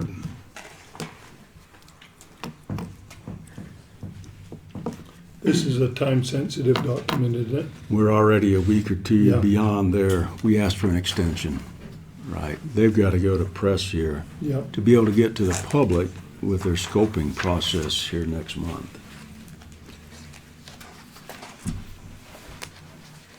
So they have given us that 2 week additional. They're getting ready to go out to the public with those comments, and so there'll still be a comment period on here. They had just given it to the county here as kind of a favor or partnership to elicit our comments first, our feedback, so that we could get it into theirs, and then as they approach the public, then there's kind of a unified effort on here. And so if there's still additional comments that we still need to get in here from Commissioner Gray Eyes or any of you commissioners, we can still get that through the public process, but this was kind of the commissioners' take on it first before they open it up further. And so This is basically an opportunity for us to be another set of eyes to look at this document, to make suggestions for corrections or improvements before it does go to the public. And that's what some of the comments are that you're seeing that are specific here. And Mac is correct. We will have another opportunity during the regular public comment period to make additional comments on the draft.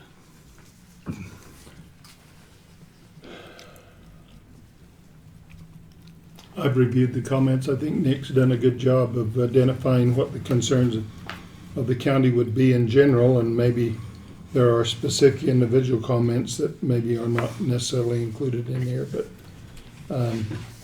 I think from the county as a cooperating agency, we ought to submit these comments and allow the process to move forward, and if there are additional individual comments that need to be made in that public process, we could go ahead and do it during that process.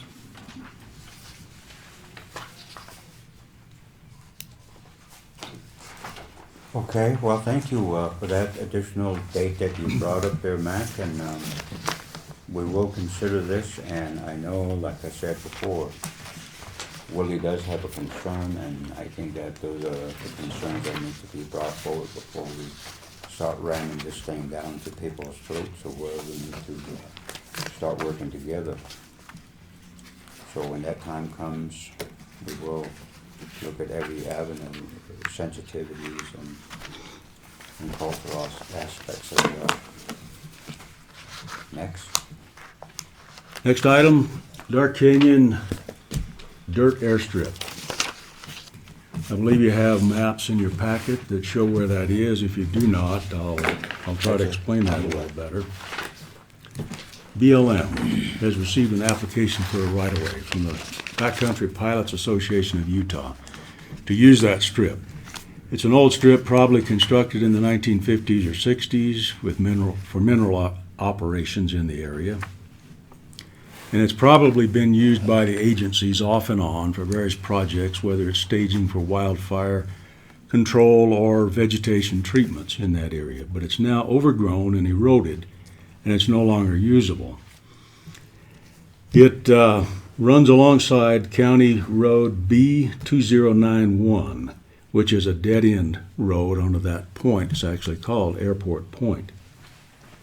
The airstrip itself is approximately 80 feet wide from the north side of that county road to the edge of the tree line. And the tree line is encroaching on the airstrip as well as sagebrush and grasses. The right-of-way, when it's issued, would be to offset the airstrip about 10 feet or more from the B road that the county has there. And the backcountry pilots actually met with the commission in February of 2017 to talk about this strip as well as another one. And they have rights-of-ways on other strips throughout the state. And they also went out with the road department in 2018 to look at it. At that time, the commission was okay with that proposal. So I'm basically just telling you this for information, that this action is ongoing. ongoing. And if the right-of-way is issued, the backcountry pilots would have the responsibility for the maintenance to whoever they would contract, whether that be the county or someone else. So I don't know if you have any concerns or any comments on that action. Is it as big as Navajo Mountains airstrip? I don't know how big Navajo Mountains is. This was basically just a dirt strip for mineral exploration at the time. Mm-hmm. And I think the county may have bladed it in the past. I'm not sure of that. That could be decades ago.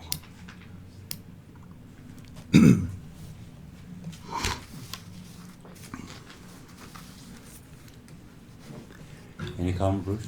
No, I agreed with the Backcountry Pilots Association in trying to get their right-of-way established there, and they're responsible for the maintenance, so I didn't see any downside to it. Okay. Continue. All right, then just to carry on a little further with what Jerry mentioned on the file number 2, application for permit to drill. This is the well location south of the Wilson Arch community. BLM is finalizing the EA, and they're asking for public comment by this Friday, October the 18th. They've modified the proposed action to include access from the south to avoid driving through the community there. They've also got conditions of approval to mitigate concerns on visual resources, noise, and nighttime lighting, among the other standard conditions of approval that are added to such an action. How far is that away from Wilson's Arch? I think from the property Residence. boundary, if I remember the figure correctly, it was 3/8 of a mile. Something like that. Yeah. And it is on the west side of the old Highway 191, as well as west of the current 191. A little bit towards Lesbian Valley, yeah. No, I'd say it'd be towards Hatch Point, Okay. to the west of that highway there. Yeah. So that's just an action that is ongoing. The duration of the drilling time, it was, I don't remember for sure. It's a matter of just a few weeks Yeah, or that's something what I like that. the rig would only be there for a Right, short period of time, and then Mhm. it would be gone. right. 21 days? 21. Yeah. And we had provided comments earlier, and some of those comments were included when they developed these stipulations and conditions of approval. So that's basically for your information, what's ongoing there. Okay.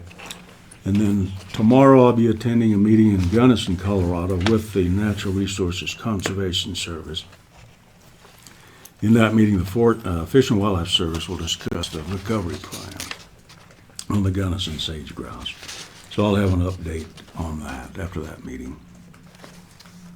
And that's all I have for you this morning. Okay. Well, thank you, Nick. Thank you.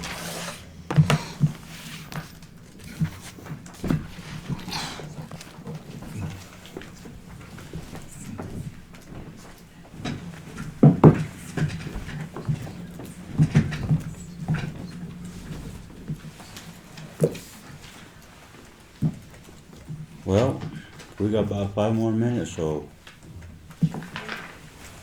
might as well run to the little boy's room and little girl's room.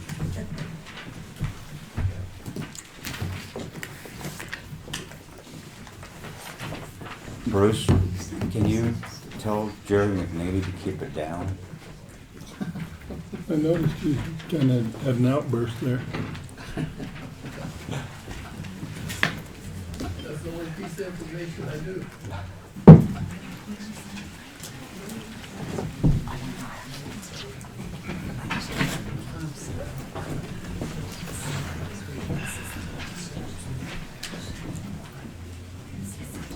Wala shalom, my friend.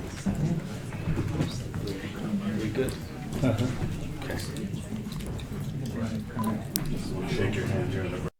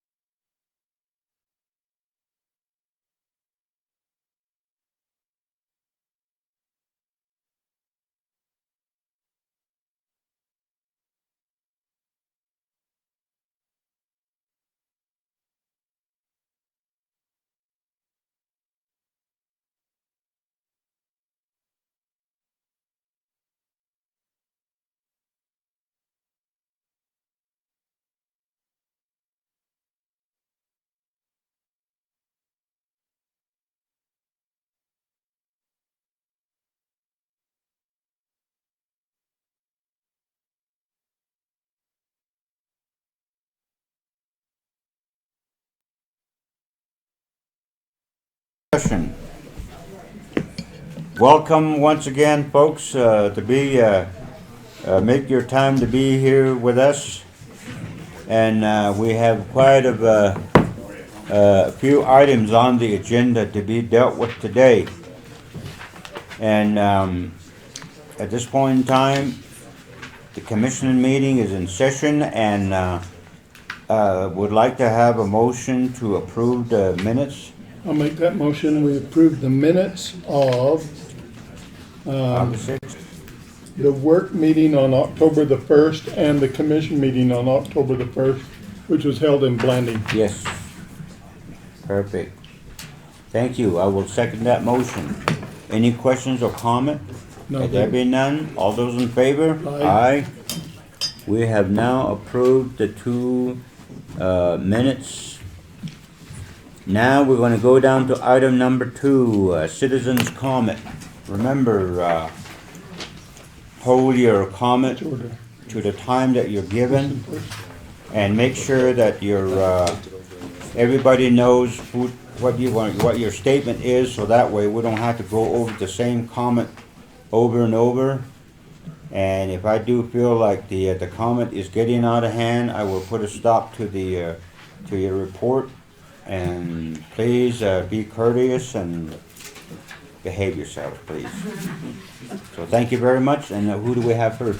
And is Matt going to be the timekeeper? Yeah, you have your timer going, Matt? Absolutely. 3 minutes, right? 3 minutes. Okay, Ann Austin is first, is that right? No, she's last. And if She's somebody's, Okay. going to talk about nitrous oxide and supercharger, I'll give you 2 extra minutes. She's got her backwards order. Marlene Huckabee is first. No, No, it's sorry, let me get it. I gave it. Carol Daly. We have it planned so we don't repeat ourselves. Oh, yes, absolutely. That scared me when you have a plan. Well, but we don't want to be repetitive of our comments, so. Okay. Carolyn Daly is first. All right, Carolyn. Patrick is start. next. Hey, absolutely. Good morning, Commissioners and Mr. McDonald. As you know, I'm Carolyn Daly from Spanish Valley, and I'm sorry that Commissioner Gray Eyes is not here this morning. I wanted to personally thank him for his comments that he made to David about Sitla at the last meeting. But since last March, I've had the privilege to work with my neighbors to influence the future of Spanish Valley. Our work together initially was spurred by alarm that a giant truck stop was going to be thrust upon our beautiful valley. But our motivation has always been a broader desire to protect what we love most about our peaceful rural community and influence the growth planned for Spanish Valley. We are appalled that Sitla plans to build homes for 14,000 more people in Spanish Valley. That is twice as many people as already live in the Moab area. Much of this is planned for the next 10 years. By creating these plans, Sitla is driving growth at a far greater speed than would naturally occur. We want you to know that by working together, we are building and strengthening our community. We are a bipartisan group comprised of both liberals and conservatives with folks from all walks of life. We are learning to see what we share in common and respect what is the differences between us. One thing all of us share is a grave concern about the availability of water for proposed development.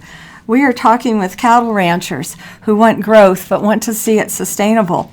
They fear the future loss of water for their grazing land if there is not enough water for all the homes that have been built. This is a valid fear because already there is talk how water, if necessary, could be pumped from Cane Springs over the cliffs outside of Moab to Spanish Valley if the new county well is found to come off a plume from leaks in Ken's Lake, which is probably what is happening. We cannot, in good conscience, allow zoning for more residential areas until we are certain there will be enough water for everyone. We are also learning how to work with the county to participate in our local government. We see it as hard work, and that makes us appreciate your hard work for us. On behalf of my neighbors, I want to thank you for listening. We appreciate the efforts you are making to ensure that we are properly informed and have our concerns considered in decisions. We need a decision-making process that is inclusive, not exclusive. Our Spanish Valley community and the San Juan County officials, particularly the Planning and Zoning Commission, need to be able to work together and support each other and not be at odds with each other, which is not the case now. As commissioners, you are supporting a thoughtful and open planning process for anticipated growth in Spanish Valley. And at the same time, we folks in northern San Juan County are building a community among ourselves. We have actually 11 people here today, that some of which will be providing more detail on our work and our requests. So thank you. Perfect timing. Thank you. Good thing I talked a little fast. Patrick? Monet is on deck. Pat's on his deck next. Pat's on then Monet. Patrick is next. Monet is on deck.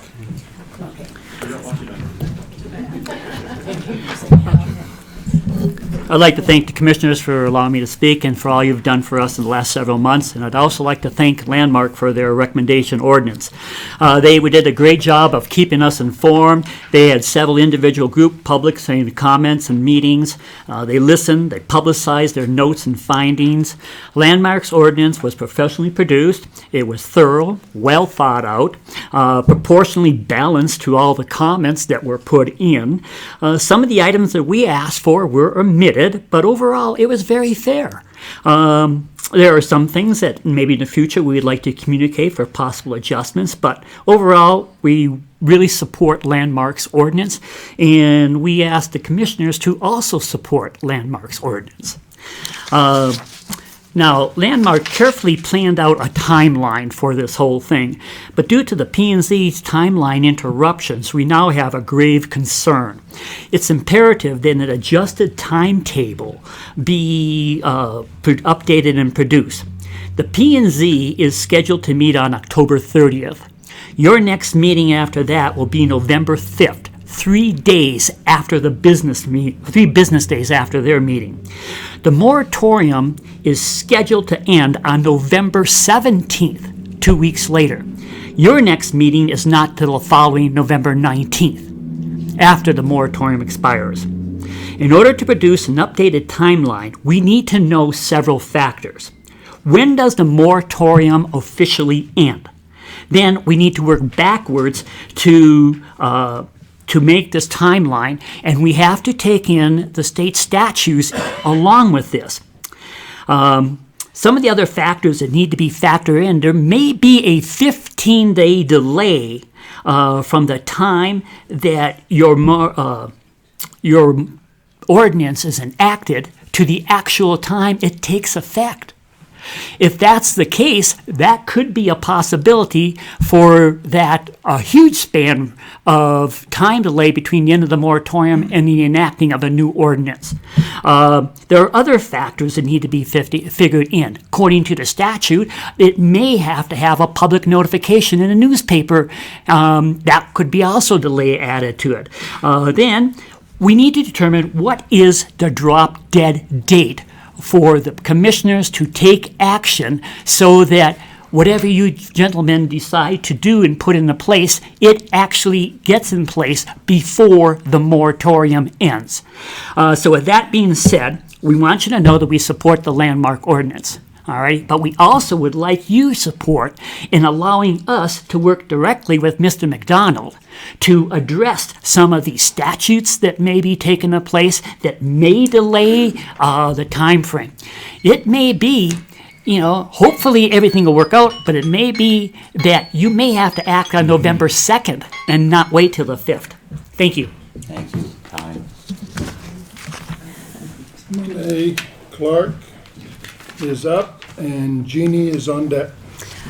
Good morning, commissioners. Good morning, ma'am. Good morning. My name is Monette Clark. I'm from Spanish Valley. You are all aware that the vast majority of the citizens of Spanish Valley and nearby neighborhoods are opposed to plans for Love's Truck Stop on Highway 191. Previously, we have outlined the threats to the health, safety, and welfare of our community that a truck stop presents. I'm not here to tell you about these again. I know you fully understand our concerns. I'm here to tell you about the efforts that we have made directly with Sitla to try to influence their decision. Sitla is a neighbor in Spanish Valley, owning the majority of land. They have a stake in the quality of life in the valley, and it will impact their financial interest. Together, Sitla and the San Juan County government have invested millions in developing a water and sewage system in the area, and you've invested in planning to define the nature of our growing community. Yet Sitla has inexplicably decided that the highest and best use for these 13 prime acres is a truck stop. Sitla refers to this transaction as a minor sale, but I can assure you that to most of our neighbors in northern San Juan County, it is not minor. Establishing a truck stop in this particular location is a defining transaction. It not only affects the health and well-being of our existing families, but it will significantly impact and define the future development in our community, including the other lands that are owned by Sitla. Neighbors have been attending Sitla board meetings. We went to one in Salt Lake City and spoke directly to the Board of Trustees. And we also attended another board meeting in Richfield. And then just recently, I myself have met with Brian Torgerson at his office in Moab. So we are making efforts to communicate directly with Sitla and to see if we can establish a dialogue where we might be able to come to some win-win solutions. I've asked Mr. Torgerson if he could set up a meeting with Director and we are hopeful that Director will consider that, and that we have some other ideas for how the 13 acres could be used very advantageously for helping both the citizens with some housing, possibly co-housing for senior citizens, and also some exciting ideas for making it a solar community, and along with a commercial component, which would bring some taxes to the county. So, may I have one more moment to give my concluding sentence? Then I'm gonna have to bring everybody back to, Okay, finish thank their you, comments off. thank you, sir. Thank you very much. Jeannie, Marlene is on deck.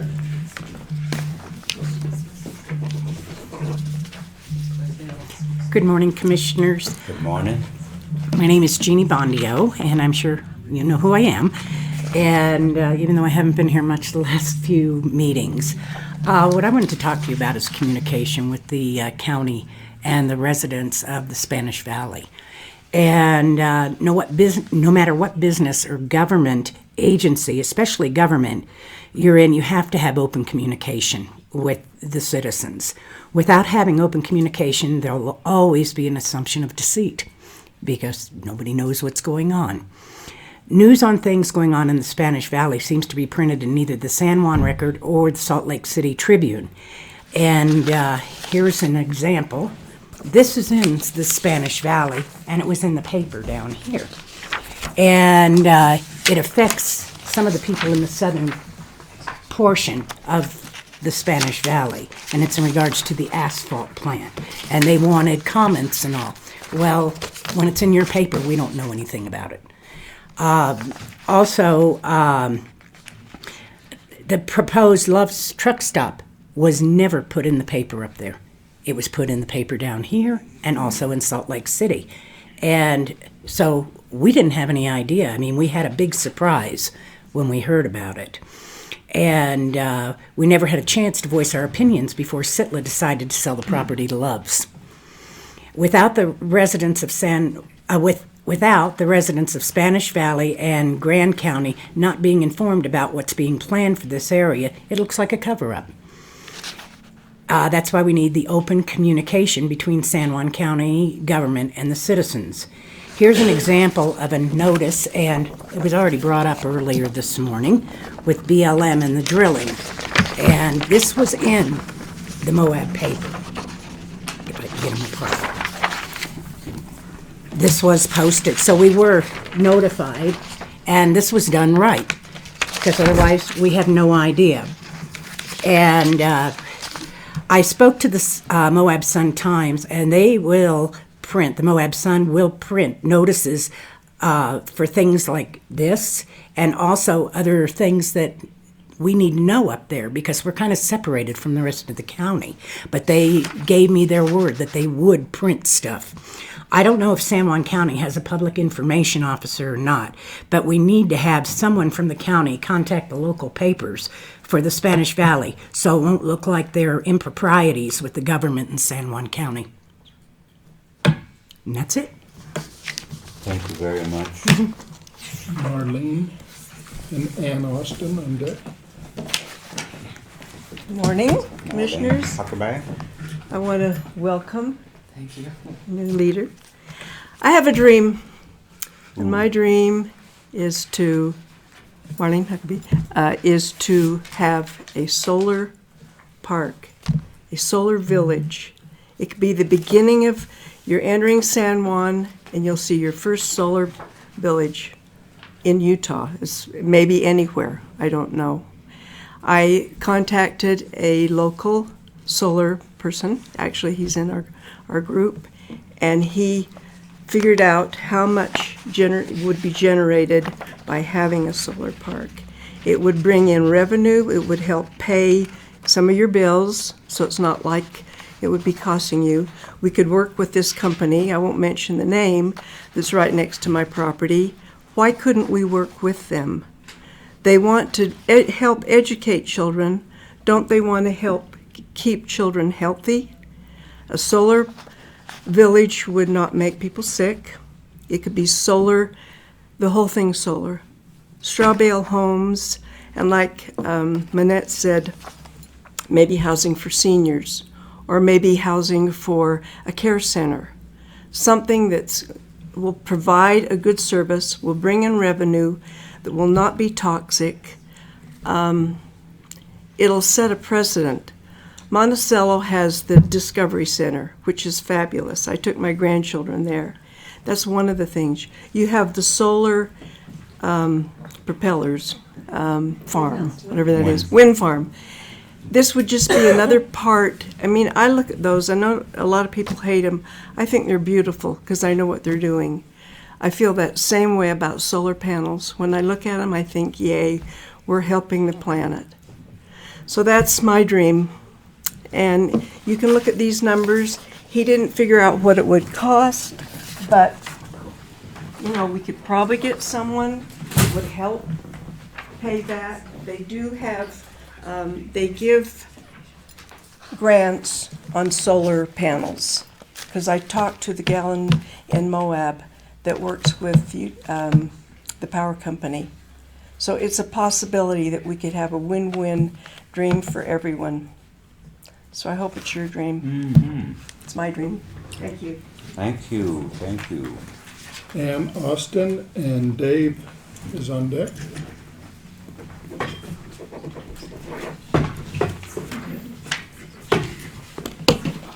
Good morning. Austin.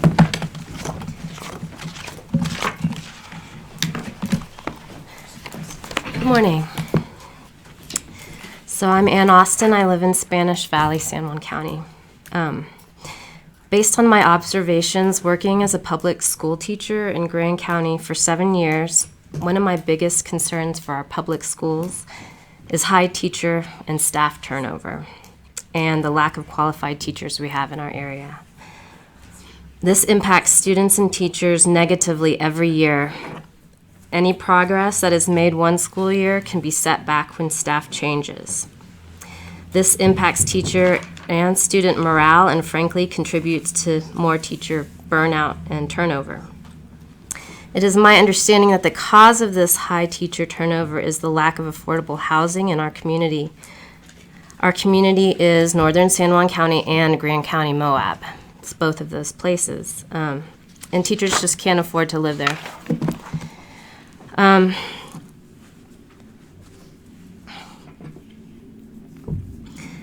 I recently attended a school community council meeting, as I was directed to by SITLA folks. They say get involved, find out more.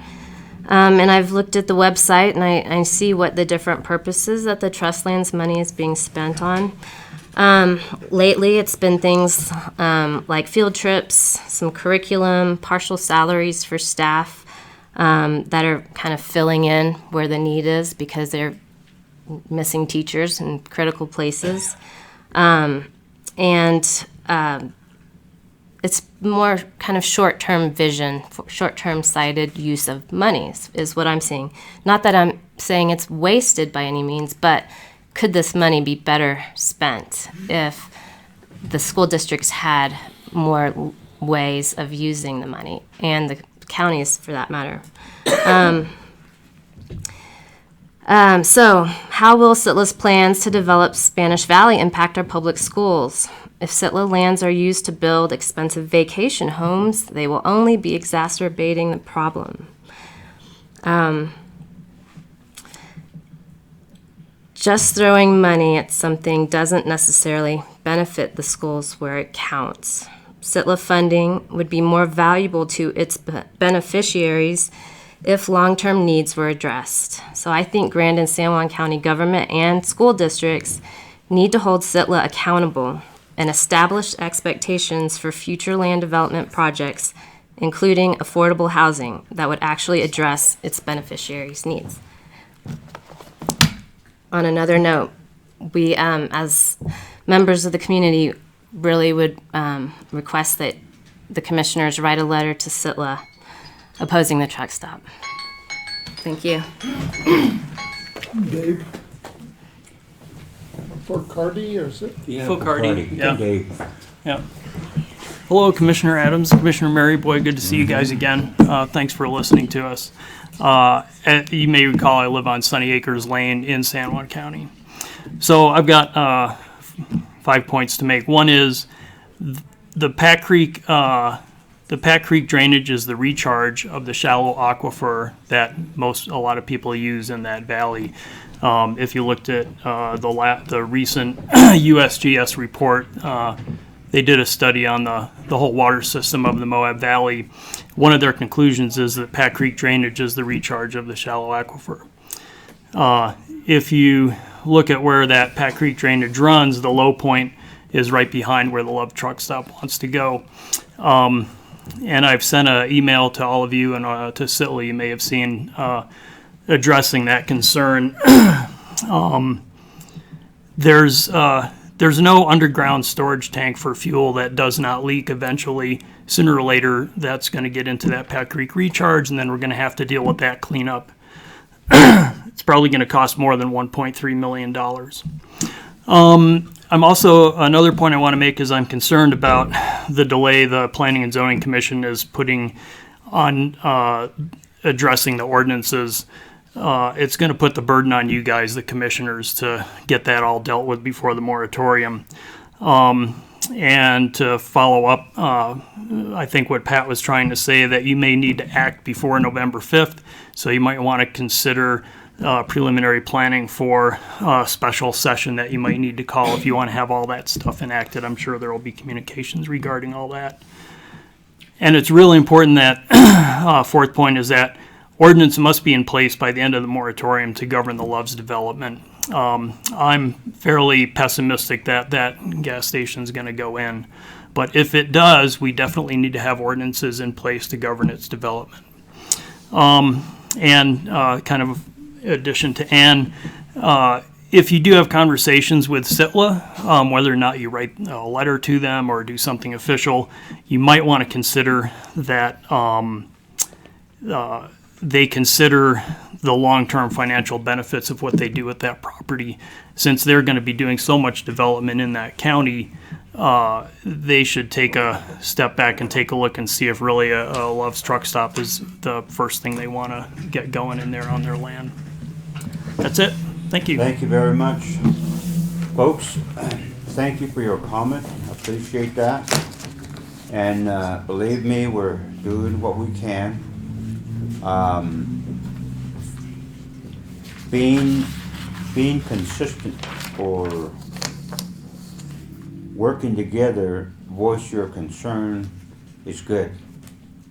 But I'm getting some bad emails from your community, and somewhere, somehow, you need to work this out. The last thing I want to do is shove this thing down your throat. That's not what we're here for. But you also got to understand that we have no control over Sitla and what they agree and what they plan. I'm not sure exactly how this is going to unfold, but I think it's Kendall. When was our last due date on this moratorium to be lifted? I would have to go back and look at 6 months from the day that it was put into place. 180 days, not 6 months. Some of these people may know the exact date. I May haven't done that. 17th. That was November May 17th. 21st. 6 months, it's 180 days in legal terms. Excuse me, no, there's some confusion. The statute, as you say, says 6 months. It was passed May 21st. For some reason, Landmark in its presentations said that the expiration was November 17th, not November 21st. So I think that's created confusion. and I Whatever think we was created recommended, and it may be confusing, but we're the one that set the moratorium, so it doesn't matter what anybody or who says what. We're going to go and have our attorney look at the date and when that's going to be lifted, and we will notify you all to see where we're going to be. I'd like to have a meeting before that happens. That, to me, that's something that I wouldn't want to leave you hanging. But why the local paper is not writing your concerns, I have no idea. But there's a young lady here. She does an excellent job, and she's the one that covers most of the news is for us. So maybe you might want to talk to her and let her know what's going on. Whatever you say to her, the whole world finds out. So thank you very much for your comment. We will move on. Number 3 item, Mac. Thank you, Commissioner. Got 2 letters of commendation, I guess you'd call it recognition.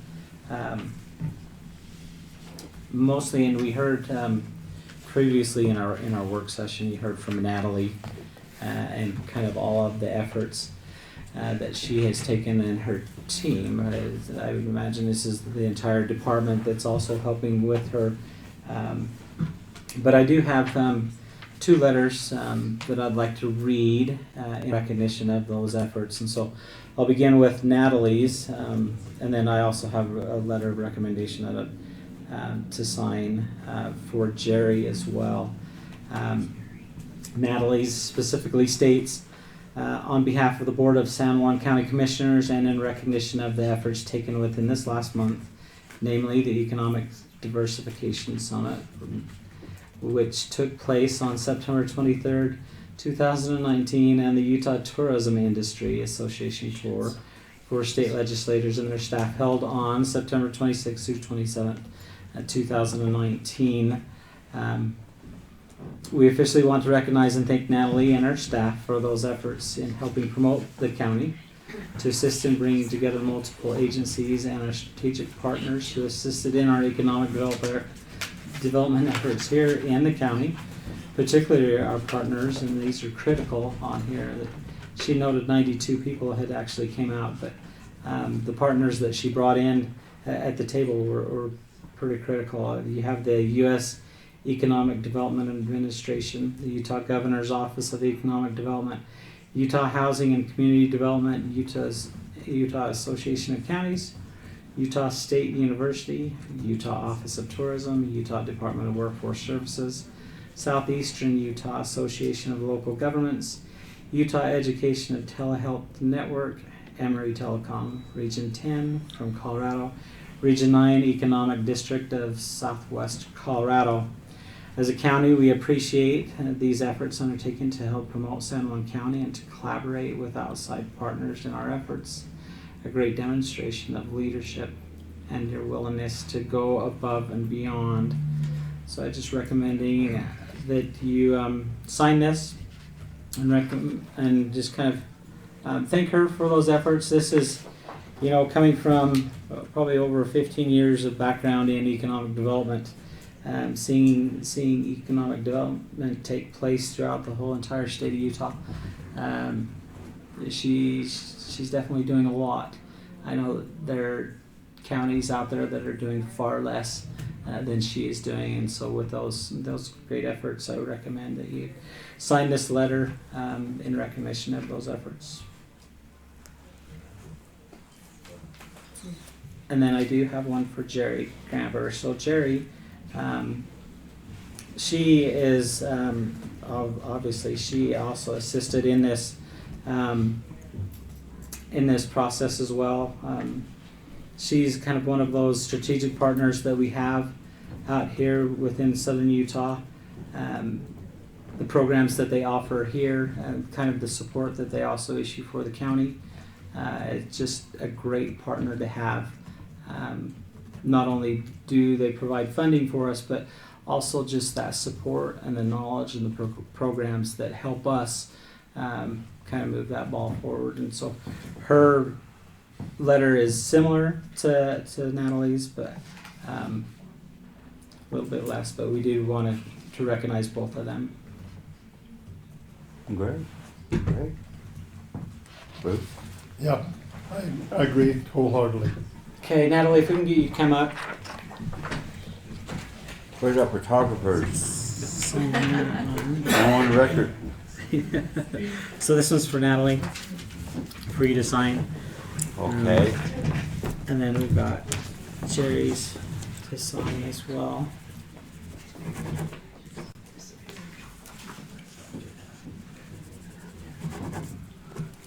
Awesome.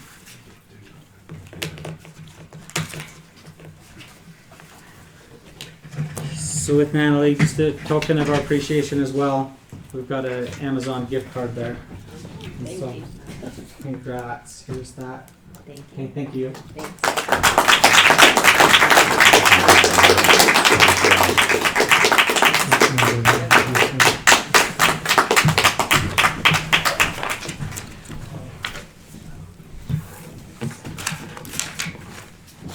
You know,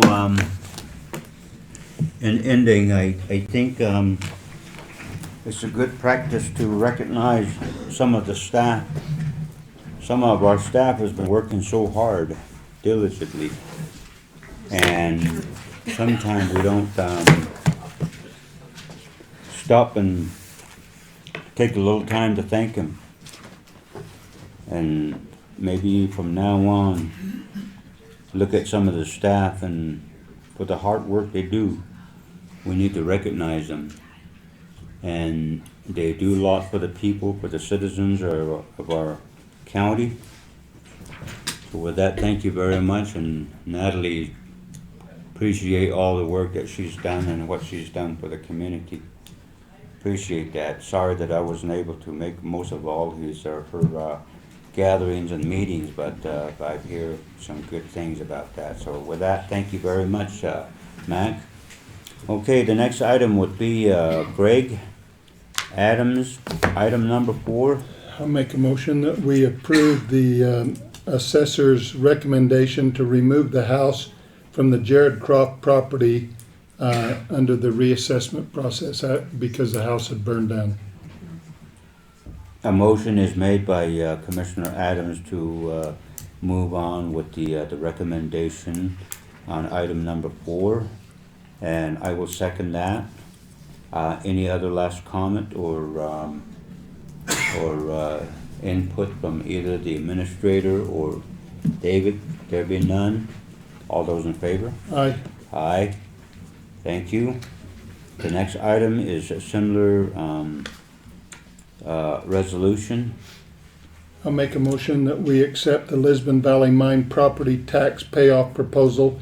It was presented by the assessor, Mr. Greg Adams, and the operators of the Lisbon Valley Mine.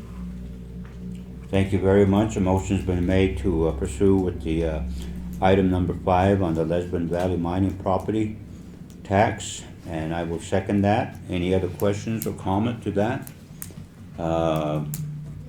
County manager or David? None? Okay, all those in favor? Aye. Aye. Thank you very much, Commissioner. Item number 6 is the next item we have. Ben?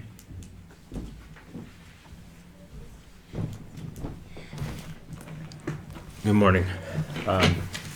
What we have is for your approval for signature to finish out the application for the final stage of the Federal Lands Access Program grant application, which will complete the LaSalle Loop Road reconstruction from the Pat Creek intersection down to Old Airport Road. I don't know if you've had a chance to review the application and if you feel like there's any needed additions, or I tried to fit what I could in the limited number of spots they had for you to type, so it's condensed, but like to request your permission for Mac to sign that, or to, I don't know if it's a commission signature or. I reviewed it, have you, Bruce? Yes, I have. Yeah. It's something that we've been anticipating working on for about 4 or 5 years. Yeah. At least. The current application is for the construction year of 2022 to 23. What we had done previously with previous commission was we forward funded the design element of this 100% from the county, and if successful in receiving this grant, we would advance construct with county funds to then collect a reimbursement at the time the funding from the federal land access program was available. That makes it to where the currently approved and moving forward portion and this final segment would be constructed simultaneously, saving on mobilization, inspection costs. There's a substantial savings to the county in doing it this method. Okay. Commissioner? What's the total cost on this project? Was it $4 million? The total for this was $6 million. $6 million. And we provide a 6.77% match to that. Yeah. And that did not include the fronting of the design engineer. Right. But this would take us from the initial project on the LaSalle Loop Road from there down to the old airport. This is the final stage, which goes from Pat Creek. The currently funded and already approved portion goes from the rest area, bridge area of Mill Creek to Pat Creek, and this is for the remainder from Pat Creek to Old Airport. Yep. This is the project that we were talking about where the spark caught the road on fire. It's that road, yeah.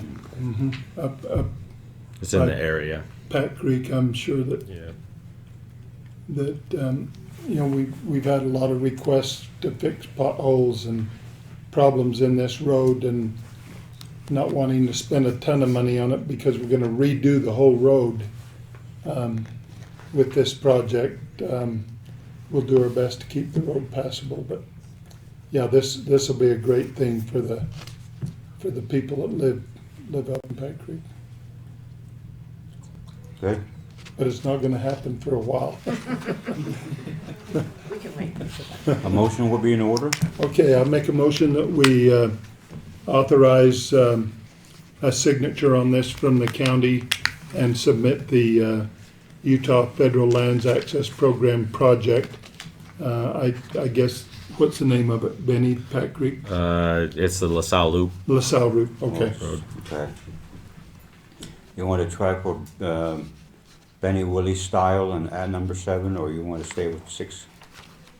We ought to vote on that one first. Mm-hmm. Okay. I will second that motion. All those in favor? Aye. Aye. Okay. Number 7.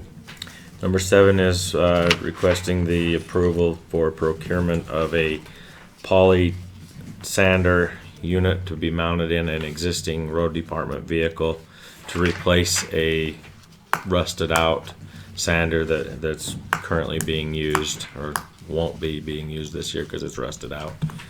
Make a motion to approve the request of the purchase for the poly liner sander to be mounted in a county vehicle for this upcoming year.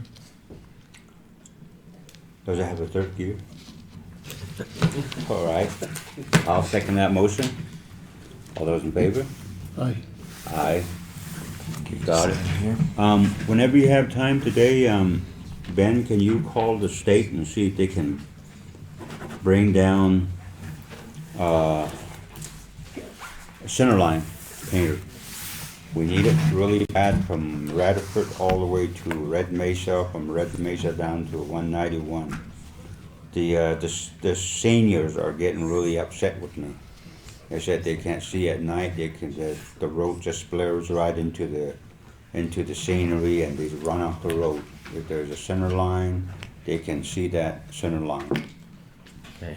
I know that NDOT had a project planned for right-of-way fencing and line striping. I don't know the current status of that. Could you find out and let me know so I can tell the folks and see what's going on? Yep. Thank you very much. Item 8, County Planning, Nick Sandberg.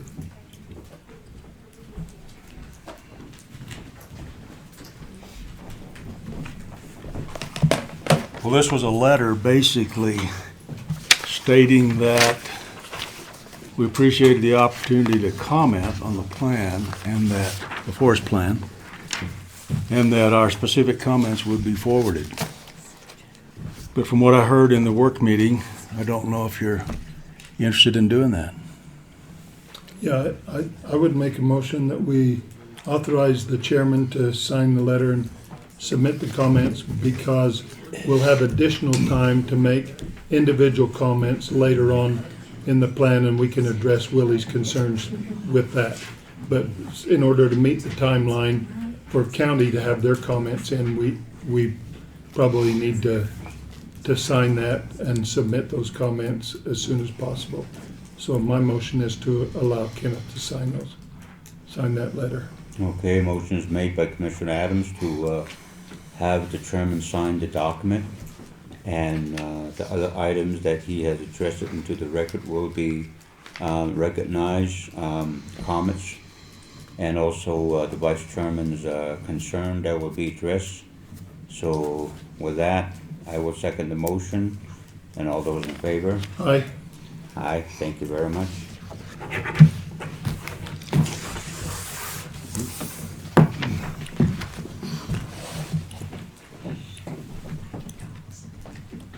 Nick, is John here? He is. Okay. I can't see him. Not in the building. Oh. He's got an item on the agenda, right? Well, let's go on down to item 10 then, when he gets back. If he's in his office, tell him we're ready for him, Nick. I will. I didn't realize he was up.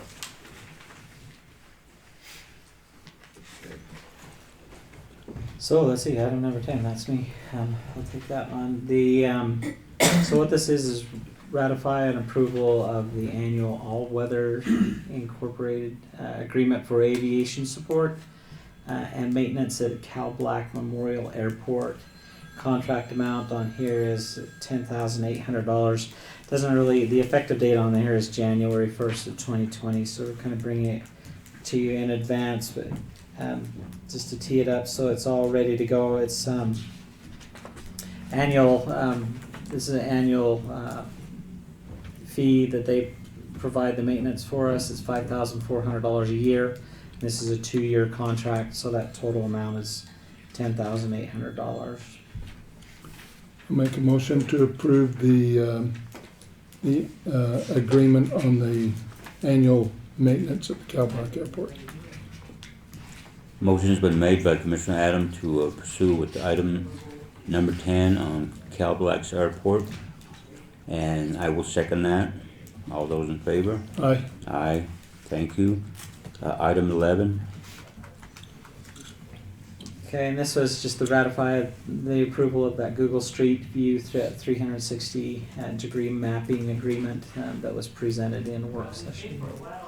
Make a motion that we approve the Google Street View 360 mapping agreement. This is state parks Yeah. grant, right? Using the state park grant money, Commissioner.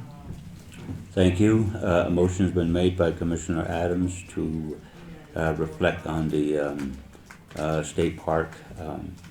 I will second that. Any other last comment, question? There be none. All those in favor? Aye. Thank you. John David, 12. Okay. Just bringing back to see if the commission would like to proceed with the process of possibly having a tax increase for the year 2020 with the amounts and the estimated percentage increase that were discussed earlier. I'll make a motion to approve the notice to the residents regarding the potential property tax change based on the request from the department heads and the need, and allowing the citizens to go through the public meeting process to consider the tax change. We also have to state the Oh. amount and the Okay. percentage. The motion should include the following amounts. San Juan County intends to increase property taxes in 2020 to meet department budget requests in the amount of $572,747, which is an approximate percentage increase overall of 19.7%. Wow. Ouch. I want to make sure you're informed. Okay. We will make sure that we don't pee on our shoes again. I'll second that motion. And all those in favor? Aye. Aye. Thank you very much. Item 13. Could you read that resolution into the record, Matt? Okay, let me check and see which one we're at. Okay, this is a resolution approving and authorizing San Juan County to provide fiscal agent services for the Aljedo Chapter Drought Assistance Grant. Whereas, on February 5th, 2018, the Board of San Juan County Commissioners made and passed the motion to become the fiscal agent for the Aljedo Chapter Drought Assistance Project. More specifically for the Aljedo Well Project, utilizing funds from the U.S. Bureau of Reclamation. Excuse me. And whereas the county has been contracted by Brown and Caldwell to initiate the process of the county performing fiscal agent services, advertising for engineering consultant services, and advertising for future contractors to perform the work. And whereas the county is required to follow procurement policy for all contracting as indicated in Utah Code 63G-6A-112 annotated. And whereas the county will receive 5%, which equals out to $34,550 of the total project costs, which are $691,000, as an administrative fee for providing the fiscal agent services, including contracting with necessary contractors to perform the project. And whereas the Board of San Juan County Commissioners authorizes the county's chief administrative officer to execute memorandums or contracts approved by the county attorney in behalf of San Juan County for this project. And now therefore be it resolved that the Board of San Juan County Commissioners passed, adopted, and approved by the Board of San Juan County Commissioners this 15th day of October 2019 by the following vote. Who made that decision, and is there any resolution with that? So as far as who made the decision, You had made the decision back on February. In Mhm. January, it was presented Mhm. by the former county administrator, and then in February, you approved it. Yeah. And so what we needed was a formal resolution that Okay. would be sent back to them, initiating, and then we'll go ahead and set up the process online. They have an online system that for the receipt of funds. So typically what we are in this process is the fiduciary, where they will submit the funds to us in our accounts, Mhm. and then we monitor disbursements on those. But beforehand, we also go out and solicit and hire the consultant that's going to do the work, and then also the contractor. And so it's already funded. It has nothing to do with the county's funds, other than the fact that by this resolution, one of the things that you are approving that's different from what you approved back in Mhm. February is the administrative fees that I Yeah. also put on there. For us to do this type of work and just be kind of the banker and also the initiator on all the work, I felt that it was appropriate that we have some administrative fees on there, and that's that $34,550 for that. Okay. Technically, we're just a pass-through. Mhm. Technically, we're a pass-through, but there's also that administrative work where we do have Right. to oversee the consultants. And we will follow all of our county procurement Absolutely, as policies. stated in that resolution, we have to. Motion Okay, will I'll be make a in order. motion, we approve the resolution authorizing the county to provide fiscal agent services for the Ojedo Chapter Drought Assistance Grant to drill a well. I will second that motion.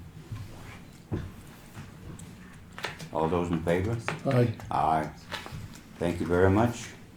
Item number 14, according to the Robert Rules of Order, if any item was left undone to the last end of the resolution or discussion, the item cannot be brought back. So we need to have John Filmer. On, On so you're item talking number about 9. item number 9? Yeah. Yeah, I can touch on that for him. So what you have before you is an independent contractor agreement between San Juan County, Utah, and Ricky Richardson. My understanding from consultation with John is he provides San Juan County's information technology assistance. And so if there's things that our staff cannot fix as far as computer-related items, IT-related items throughout the county, we then contract with Ricky Richardson, his firm, to perform those services for us and get everything back and operational again. And so this is something we've contracted with him in the past on. We'd just like to continue with that. As far as the compensation on here, the county pays the contractor an hourly rate of $40 for that performance of urgent assignments, and $30 for the performance of non-urgent work. The terms on this contract, I don't see any terms on here.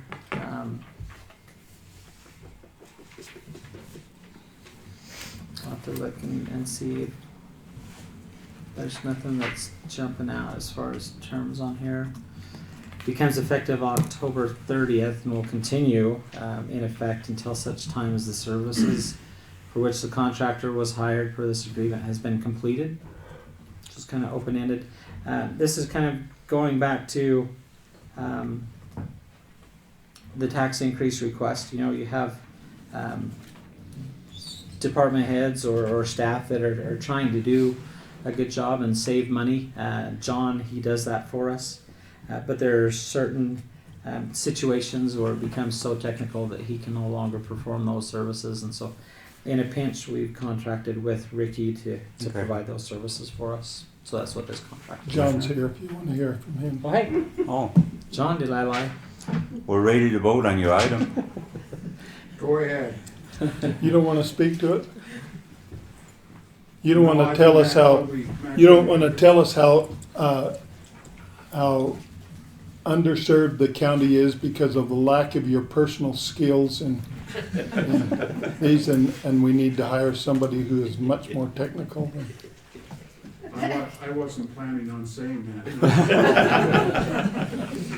Okay, I'll retract all I said. Well, the background is, of course, my longtime full-time assistant Frank retired earlier this year.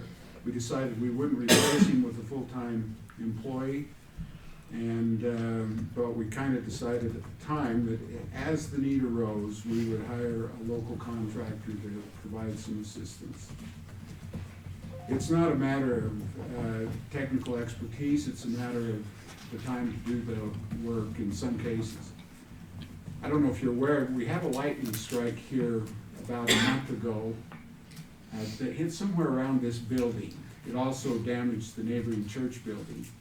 And there was a lot of computer equipment that was adversely affected by that lightning strike. And kind of been busy since then. We haven't hired anybody to do anything since Frank's retirement, but at this point we kind of got a little busy spell here. We thought we'd want to kind of put it in a contract, our arrangement with Ricky. I don't mind lightning striking as long as there's moisture that comes with it, but I don't remember any moisture. I don't remember any moisture. Somebody's trying to copy a dance. Okay, I'll make a motion that we approve the independent contract agreement between the county and Ricky Richardson as recommended by John Kilmer. Sounds like a plan to me. I'm gonna second that plan, and all those in favor? Aye. Thank you very much. The last item, item 14. Okay, this one is another resolution here. This is a resolution approving and updating the remaining regularly scheduled county meetings and meeting locations for the 2019 annual meeting schedule pursuant to section 54-4-202 of the Utah Code. Public notice is hereby given that during the year 2019, the annual schedule of the Board of San Juan County Commissioners will be as follows. Whereas the Board of San Juan County Commissioners has approved ordinance such addressing regularly scheduled county meetings. Now, therefore, be it resolved that the Board of San Juan County Commissioners, that the remaining annual commission meeting schedule has been amended to the following 2019 annual remaining meeting schedule. All meetings listed below shall be held at the Commission Chambers Room 200 in Monticello, Utah, located at 117 South Main Street in Monticello, Utah, unless indicated otherwise. Commission meetings for the 2019 calendar year are scheduled on the first Tuesday and the third Tuesday of the month, beginning at 9 a.m. to 11 a.m. Commission work session, followed by 11 a.m. commission meeting, unless otherwise indicated. We have the dates: October 15th, November 5th, November 19th, located at Navajo Mountain. That's a sign. Did I pronounce that right? Chapter House. Navajo Route 16, mile marker 3615, Navajo Mountain, Utah. December 3rd, regular meeting. December 4th, public hearing, 2020 budget, and that's one is at 6 p.m. We'll also notify that later on as well. And then December 17th, and that carries us through the remainder of the year. Commission meetings will start at 11 a.m. and continue until the business of the day has concluded, unless indicated otherwise on the aforementioned schedule. All general business of the county shall be subject thereof. The public is invited to attend all public county meetings.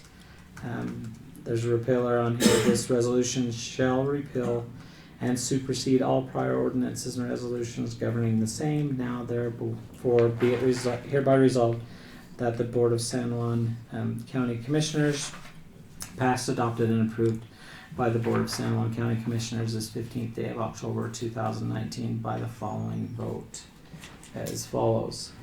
To give you a background, we did receive notice from some outside entities that we are non-compliant in our public noticing of these meetings, and so, and it typically what you follow is every year, about in December or January, you, John David, publicizes the meetings that are going to be held for the year.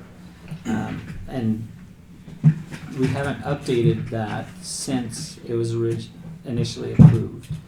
So as we go out and hold these meetings outside of Monticello, the county seat, there's been no proper notification of them on or through a resolution. And so this kind of gets us up to keeping with the notification code, which was mentioned in the resolution. However, we also have received an email from the county attorney noting that by law, our county meetings are supposed to be held within the county seat. And those are county routine meetings. You can have special meetings outside of the county seat and advertise for those, but they can't be routine matters. That typically, if you have a special meeting outside of the county seat, then that meeting has to pertain with information and items specific for that area. And so as the commissioner goes around to a town or a city, you can have a joint combined special meeting that's specific towards that town or that city or the chapter, as the case may be. And so I just wanted to bring you and make sure you're aware of that concern out there, that we do have November 19th listed on here. This is following kind of the procedures of how you followed throughout this year by having the routine meetings at these chapter locations. But do note that is not, again, following Utah code on that. And so I do bring that to your attention as well. Kendall, is this necessary? Well, so Matt's correct. If in order to comply with the notice requirement, you need to actually notice the appropriate location of where the meetings are to be held. But as I said earlier this year, my reading of the state code is pretty clear that regular meetings need to be held at the county seat. Special meetings can be held elsewhere, but there's certain rules that a special meeting has to comply with. And so my position on that hasn't changed from February or March or whenever it was that I addressed that initially with the commission about this issue. So have we been failing to note our meetings? I'm not. So I know that the meetings have probably been advertised on an individual basis. The problem that MAC is trying to correct here is that when the county chooses to advertise a year in advance, which is what San Juan County did, the county never fixed that 12-month plan of the location of the meetings, and so that's what Mac's trying to correct here is that with the change of that November meeting location. So yeah, I mean it would be necessary if the meeting's held, if we were holding the meeting rather than in this building, if we decided to hold it at the hideout location over at the golf course, we would have needed to change that as well. So what he's doing is certainly something that's necessary if the location is different.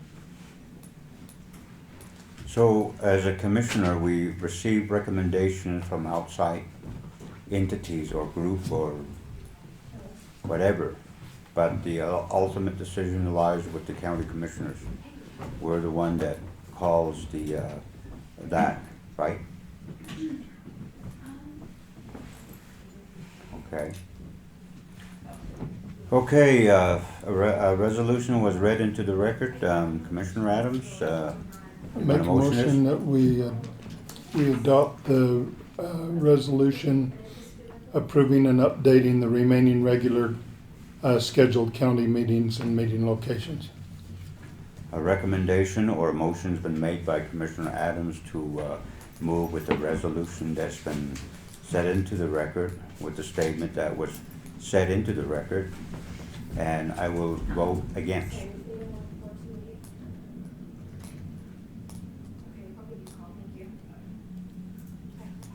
Okay. So on that, the motion would then fail just with your lack of votes. So. And also the lack of sponsorship to the resolution. What does that Okay. mean? What does that mean? We do have to, so all this resolution is to notify properly of where those meetings were and the dates that they were held. And so that's all the resolution did. Other than just note that the November 19th meeting is technically, we either have to change that to a special meeting so that we have it at the chapter and follow Utah code, and only have specific items on that agenda that relate to Navajo Mountain, which we can do. You know, as we go through, we talk about the roads there, improvements that they're needing as the chapter. We can definitely have that. We just cannot treat it as a routine meeting by code. Right after Navajo Mountain, we're bringing the meeting back over here, right? Yes, after, so your December 3rd meeting, that following meeting is right back here. And so we're just trying to keep within the Utah code. Okay. Well, there you got it, and motion to adjourn would be in order.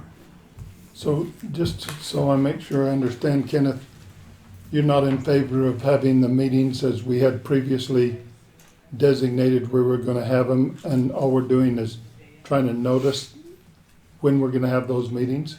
I think those notices are already being done. And if Nope. we fail to do that, then it was brought up by the folks within the county. Nobody's trying to that change needs- anything, Kenneth. That We're just- needs to be done. We're just trying to And I thought officially notice. we were noticing all those meetings. No, they have to be Nope. noticed. Never through- had a resolution through a to notice them. resolution on there, just for a point of clarification. You did this earlier on in the year, and you will typically do it yeah. every year. And so all this is just telling the newspapers and the public where I you're thought going to I thought that resolution went with that. If that didn't so, then out of this resolution, the content, I guess the highlight would be to notify the public of the regular meetings. Yes. Yes. That's about it. Absolutely, and that's correct. It notifies the public of the meetings that we're gonna have and that are scheduled thus far. So anything else that's gonna go with that resolution, I don't recognize if I was gonna second this. So all I would recognize is the public notice to be given out to the community, and also any meeting can be held elsewhere. The interpretation is saying that we're not supposed to, but I know otherwise and hear otherwise. So that stays to where we move the meeting And that's throughout the whole county. correct. But the public notice is the only one that we need to justify and have it set. And that's all that this resolution does. With that, I make that second motion. Okay. All those in favor? Aye. Aye. Thank you. Okay. Adjournment would be in order, Bruce. Motion to adjourn. I second that. Anybody have a problem with that? Forever hold your peace. Next meeting. Aye.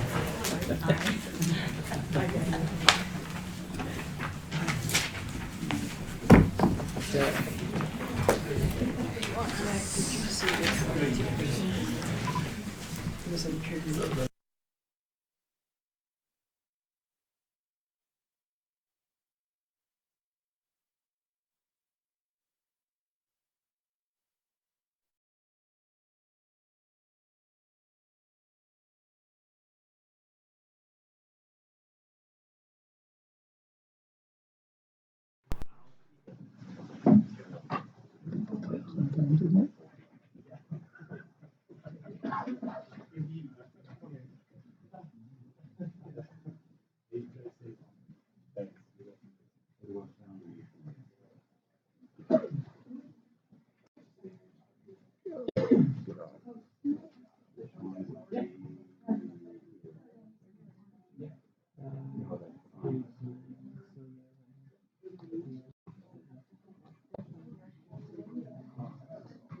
thought you were going to get a letter. Always a pleasure, buddy. Hang in there, Bruce.